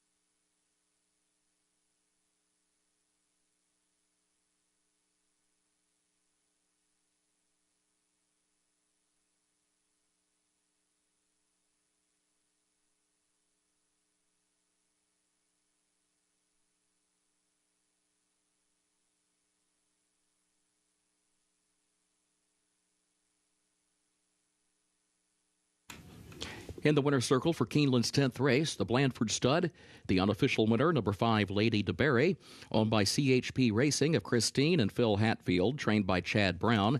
Flavian Pratt is the winning jockey. Lady DeBerry, a 2-year-old practical joke filly out of Tortuga Lady by Thunder Gulch, bred in Kentucky by Peter Blum Thoroughbreds LLC.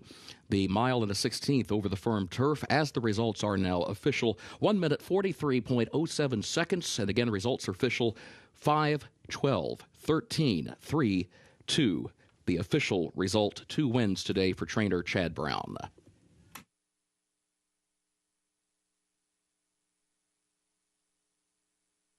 In the winner's circle, the Blandford Stud Trophy presentation to the connections of Lady DeBerry.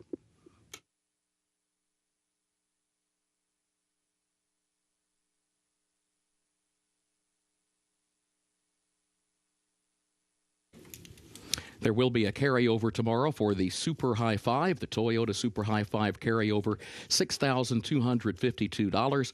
Pick 6 at Keeneland today pays on 6 of 6, a consolation 5 of 6, the late pick 5 on 5 of 5, with a consolation 4 of 5. Tomorrow, the final day of the fall meeting for 2023. Mandatory payouts, post time 1 p.m. Eastern.